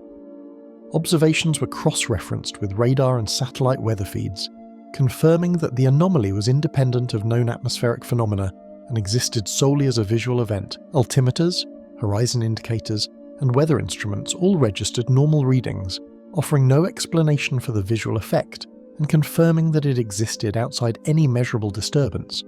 Standard cockpit instruments tracked heading, altitude, and speed with no deviation, while weather sensors reported calm wind shear and stable pressure. Electronic systems designed to detect other aircraft, terrain, or anomalies were silent. The contradiction between a perfectly normal instrument panel and a sharply divided visual horizon created tension rooted in verifiable reality, underscoring that the event was both perceptible and unquantifiable, a phenomenon observed without a measurable counterpart. Crew members compared notes over the intercom, noting how the boundary appeared to shift slightly with heading changes, yet remained perceptible to all observers in different positions, reinforcing its reality. Each description contained minor differences due to the angle of observation and cockpit seating, yet all agreed on its linear structure and movement. The dialogue emphasized clarity, observation, and cautious reporting, a testament to aviation protocols in handling anomalous visual phenomena. Cross-verification strengthened confidence that the line was not a hallucination or artifact of fatigue, but an observable and consistent feature within a highly controlled and documented flight environment. A quiet tension grew, an awareness that what was being seen defied expectations, prompting heightened vigilance and a subtle sense of unease without any immediate danger or anomaly on instruments. Crews instinctively monitored every system and environmental cue, responding to the anomaly as a potential hazard while maintaining normal flight procedures. The psychological impact of seeing a familiar environment appear momentarily altered created a lingering awareness, a realization that even routine observation could encounter unexpected phenomena. Despite calm seas and predictable night conditions, the Horizons Division commanded attention, blending curiosity with the disciplined caution of trained pilots. Standard protocol was followed: minor heading adjustments, altitude verification, and reporting to ATC. Yet the phenomenon persisted, observed but entirely unverified by any conventional measure. Communication maintained the anomaly with informal documentation, while the flight continued as expected. Attempts to correlate the line with other regional traffic, navigational markers, or distant lightning failed. Crew responses were methodical, ensuring safety and adherence to procedure while observing an event that could neither be quantified nor interacted with, existing only in sight and memory. The routine of aviation offered stability, yet the phenomenon remained an unresolved puzzle, a quiet disruption to expectation. Minutes later, the boundary gradually blurred and vanished, leaving the horizon uniform. Yet the impression of its brief division lingered in the minds of the crew. They recorded the sighting in the flight log with careful attention to timing, coordinates, and visual description. Post-flight reviews found no corroborating radar, satellite, or meteorological anomaly. Though the visual line had disappeared, its impact on perception endured, leaving a subtle alteration in how the horizon was viewed thereafter. The event remained isolated, brief, and unreplicable, a reminder that the night sky could still surprise even the most experienced observers. The boundary dissolved into darkness, leaving the sky whole again but marked by the memory of a division that had briefly rewritten perception itself. The NORAD cold track intercepts. A sudden blip appeared on the NORAD radar screens, unlike any ordinary contact, prompting immediate protocol and the rapid scramble of interceptor jets.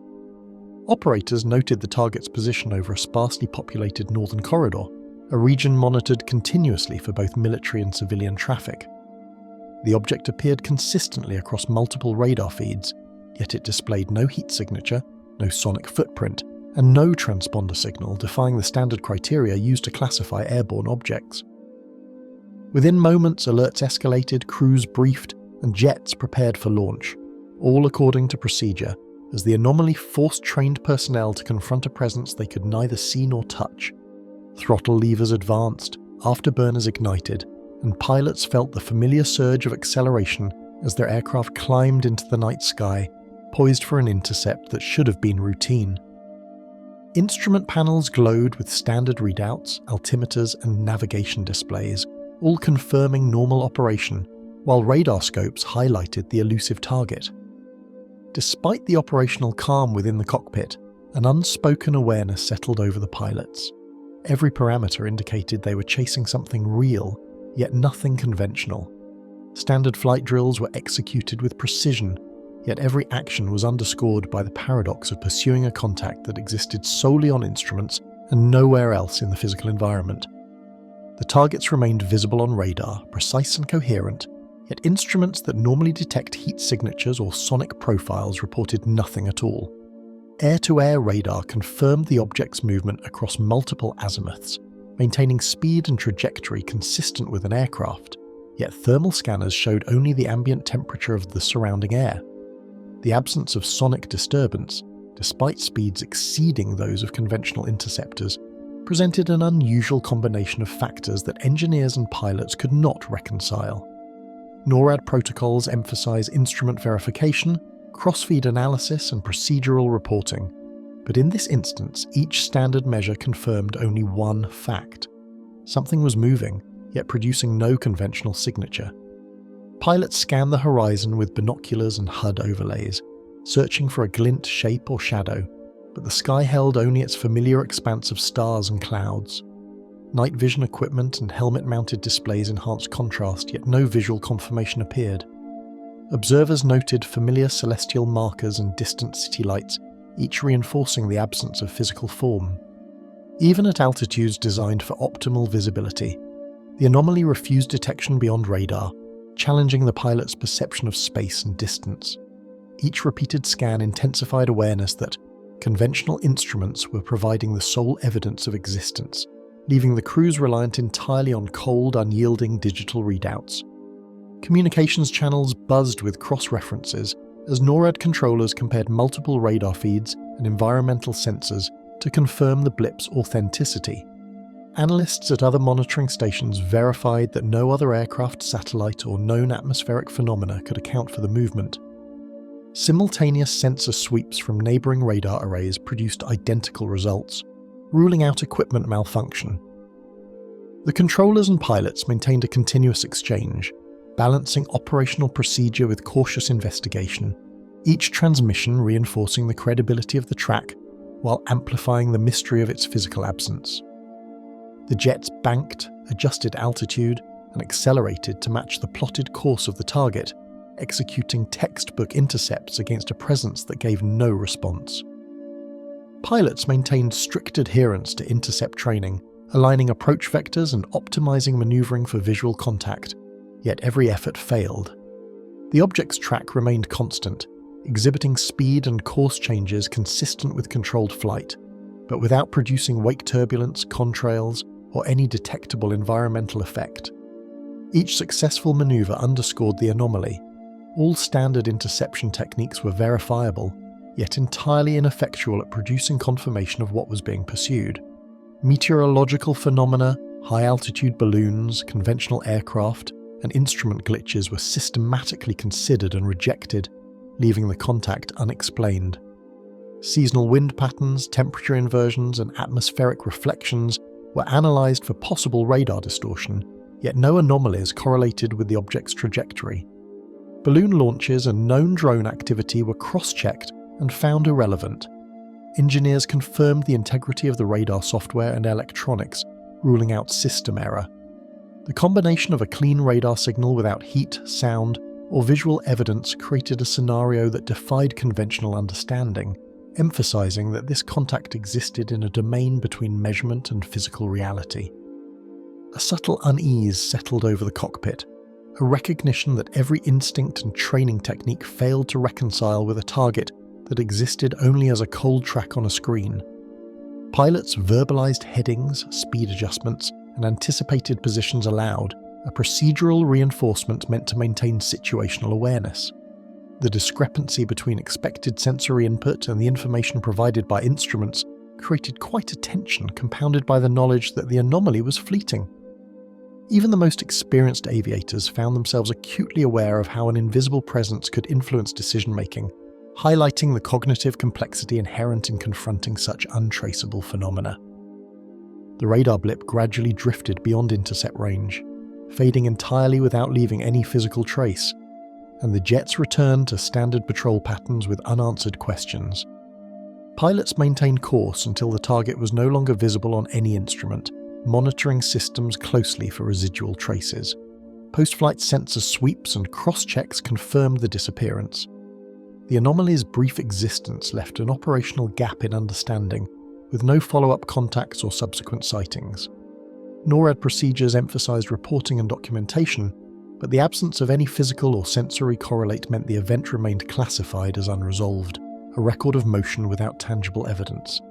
Debriefing reports meticulously logged headings, altitudes, and radar tracks, yet analysts could identify no source, leaving a tangible sense of unresolved mystery. Cross-disciplinary review included radar engineers, flight operations, and atmospheric scientists, all confirming the anomaly's data integrity. The incident became a reference point for cold track analysis and a reminder that not all airborne phenomena conform to observable parameters. Even with rigorous documentation and verification, the event could neither be explained nor replicated, underscoring a recurring theme in aviation anomalies. The measurable can exist without physical manifestation. Suddenly present, the signal compelled motion and then dissolved, leaving a trail in instruments that could quantify all but its meaning. The Transasian Navigation Loop. The cockpit hummed with the steady rhythm of autopilot and engine monitors when the first instrument discrepancy quietly appeared, suggesting the aircraft was far behind its actual position. At cruising altitude over the vast expanse of Central Asia, the flight seemed routine in every respect. Airspeed, altitude, and engine outputs registered normally, and the horizon stretched in familiar patterns across the landscape below.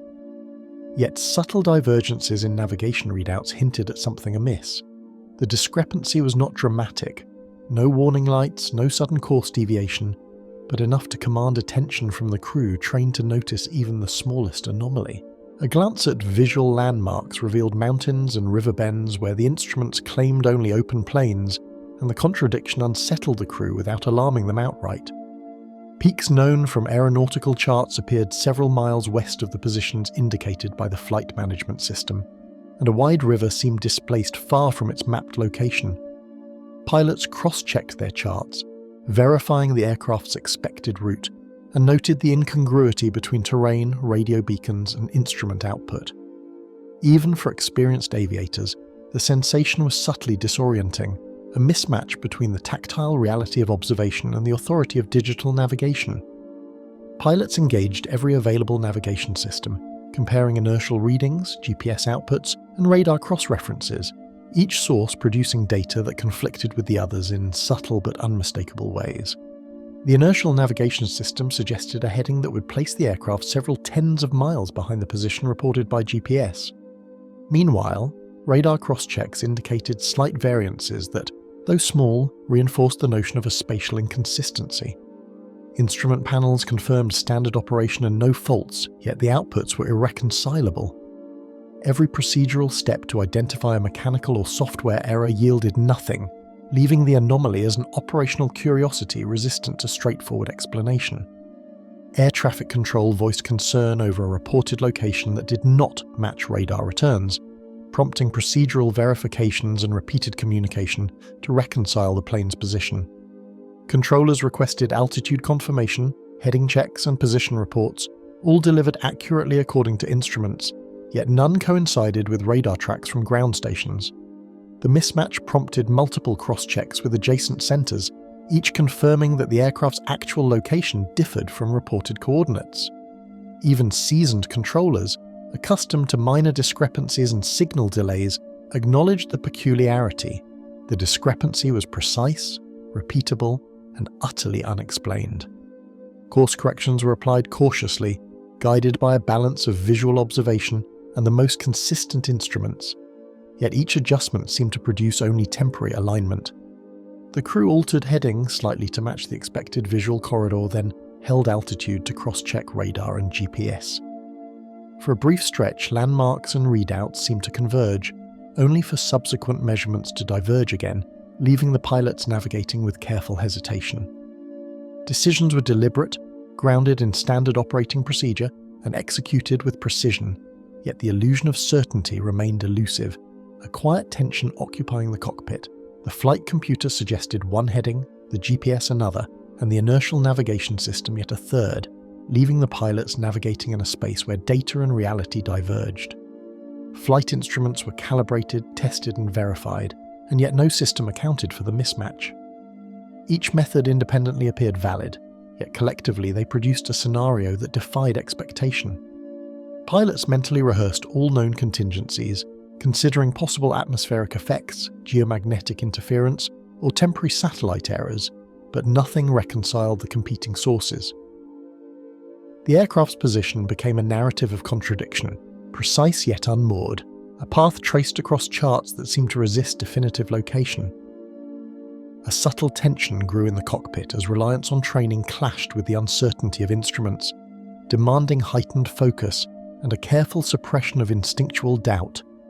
Crew members communicated methodically, verifying altitudes, cross-checking headings, and reporting every subtle change. Even routine tasks required additional verification, as each control input risked either confirming or contradicting the instrument's inconsistent outputs. The dissonance extended beyond data.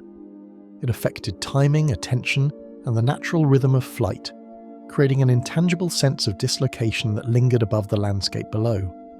Rivers, valleys and peaks were referenced visually and on charts, but each check amplified the mismatch, producing the eerie sense of moving through a landscape that refused to coincide with any measured coordinates.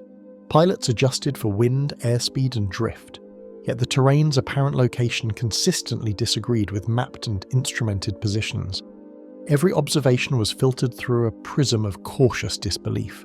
The familiar contours of the land seemed both real and strangely misplaced. Even minor corrections, executed with precision, failed to reconcile the composite reality of the aircraft's instruments and the world beneath it.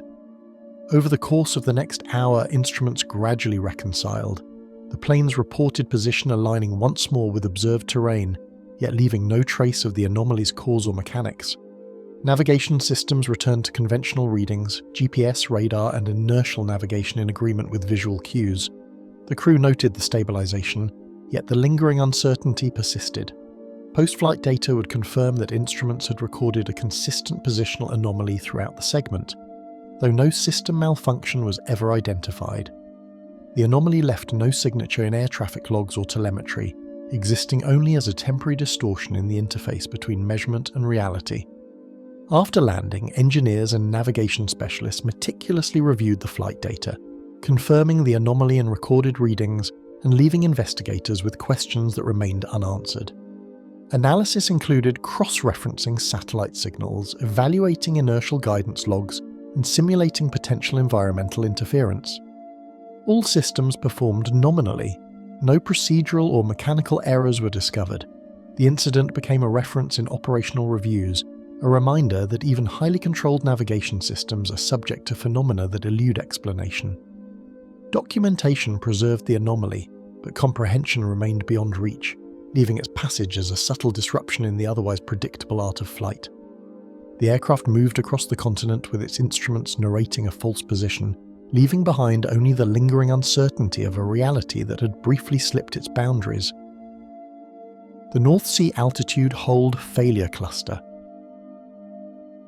Aircraft cruised along standard North Sea airways with autopilot engaged, when crews first detected small, unexplained shifts in altitude that resisted immediate correction.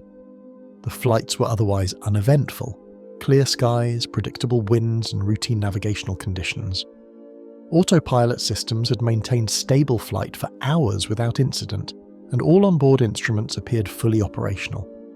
Yet, pilots noted a minor, oscillating deviation from assigned altitude, subtle enough not to trigger alarms but perceptible to experienced aviators. The anomaly emerged gradually, like a soft tremor beneath the surface of expected control, unsettling in its quiet persistence and challenging the expectation of seamless automation. Pilots reported brief, unexpected dips and rises that occurred without turbulence, wind shear, or any visible atmospheric disturbance, prompting careful monitoring. Instruments showed no fault codes, sensors remained calibrated, and no warning systems indicated a malfunction. The aircraft responded normally to manual input, yet the autopilot repeatedly struggled to hold assigned altitude, as if reacting to an invisible influence. Crew members cross-checked flight management systems and re-engaged stability controls, but the pattern persisted in short bursts. The precision and consistency of the oscillations made it clear that this was not an isolated error but a phenomenon that demanded attention, observation, and meticulous documentation. Controllers recognized a pattern as multiple flights within the sector experienced similar fluctuations almost simultaneously, indicating the anomaly affected the airspace collectively. Radar and position reports confirmed that the deviations were not limited to one aircraft. Several commercial flights reported nearly identical altitude inconsistencies within the same time frame. ATC personnel coordinated cross-checks, compared historical flight data, and confirmed that autopilot performance had previously been stable under comparable conditions. The simultaneity of the anomalies suggested an influence beyond a single aircraft or crew, creating an operational puzzle that raised both technical and procedural questions for the controllers overseeing the corridor. Flight crews engaged standard procedures, manually adjusting altitude, verifying instrument readings, and maintaining communication with ATC to ensure safety amid uncertain conditions. Pilots remained disciplined, balancing cautious intervention with adherence to procedural guidance, mindful that abrupt corrections could exacerbate instability. Repeated manual inputs were met with partial responsiveness from the autopilot, and each minor adjustment produced temporary alignment before the fluctuations resumed. Crews coordinated closely with fellow aircraft, exchanging observations while observing established separation protocols. The anomaly, subtle yet persistent, demanded heightened situational awareness, reinforcing the unusual nature of the event without introducing immediate danger. Autopilot and altitude sensors appeared fully operational, yet they intermittently failed to hold assigned altitude, creating a paradox between observed behavior and system data. Verification procedures confirmed instrument integrity, and all flight computer outputs matched design specifications. Despite this, the aircraft experienced abrupt, unanticipated altitude changes of several tens of feet at intervals that could not be explained by any known system interaction. Each deviation occurred without warning or apparent trigger, leaving pilots to reconcile the discrepancy between the reliable readouts on their displays and the aircraft's brief departures from controlled flight. Meteorological reports were examined thoroughly. Winds, thermal gradients, and atmospheric pressure variations were present, but insufficient to explain the synchronized altitude anomalies. Weather radar showed stable conditions, with no sudden gusts, shear zones, or convective disturbances along the flight paths. Satellite and ground-based monitoring indicated no large-scale atmospheric disturbances that could account for multiple aircraft simultaneously losing precise altitude control. Technical teams consulted climatological data and cross-referenced prior flights, confirming that the phenomenon could not be attributed to environmental factors. The anomaly existed independently of known natural influences, leaving its origin unresolved. Air traffic control continuously relayed updates, cross-checking positions and issuing advisories to all affected flights, highlighting the operational challenge posed by the simultaneous disturbances. Controllers instructed pilots to maintain visual separation, monitor instruments closely, and report any recurrence, carefully balancing operational safety with the need to document the anomaly. Communication logs reflected calm, measured responses, though subtle concern was evident in repeated clarifications and confirmations. The multi-aircraft pattern was logged in detail, preserving the sequence and timing of deviations for post-flight analysis. The coordination underscored both the reliability of established protocols and the unusual nature of an anomaly affecting an entire airspace segment. The intermittent failures created heightened awareness among pilots, who balanced procedural discipline with the subtle unease of witnessing autopilot systems respond unpredictably. Crews noted the contrast between flawless manual handling and the irregularity of automated systems. Repetition of minor altitude shifts required sustained attention, forcing pilots to maintain focus for longer than typical periods during otherwise routine flight. The phenomenon was tangible yet elusive, forcing reliance on judgment over instruments and leaving an undercurrent of disquiet that lingered even as no immediate threat presented itself. Slowly, the fluctuations ceased, altitudes stabilizing across all aircraft as mysteriously as the pattern had emerged, leaving both crews and controllers with unresolved questions. The transitions back to normal autopilot performance occurred without intervention beyond standard procedures, and no technical corrections were required to end the cluster.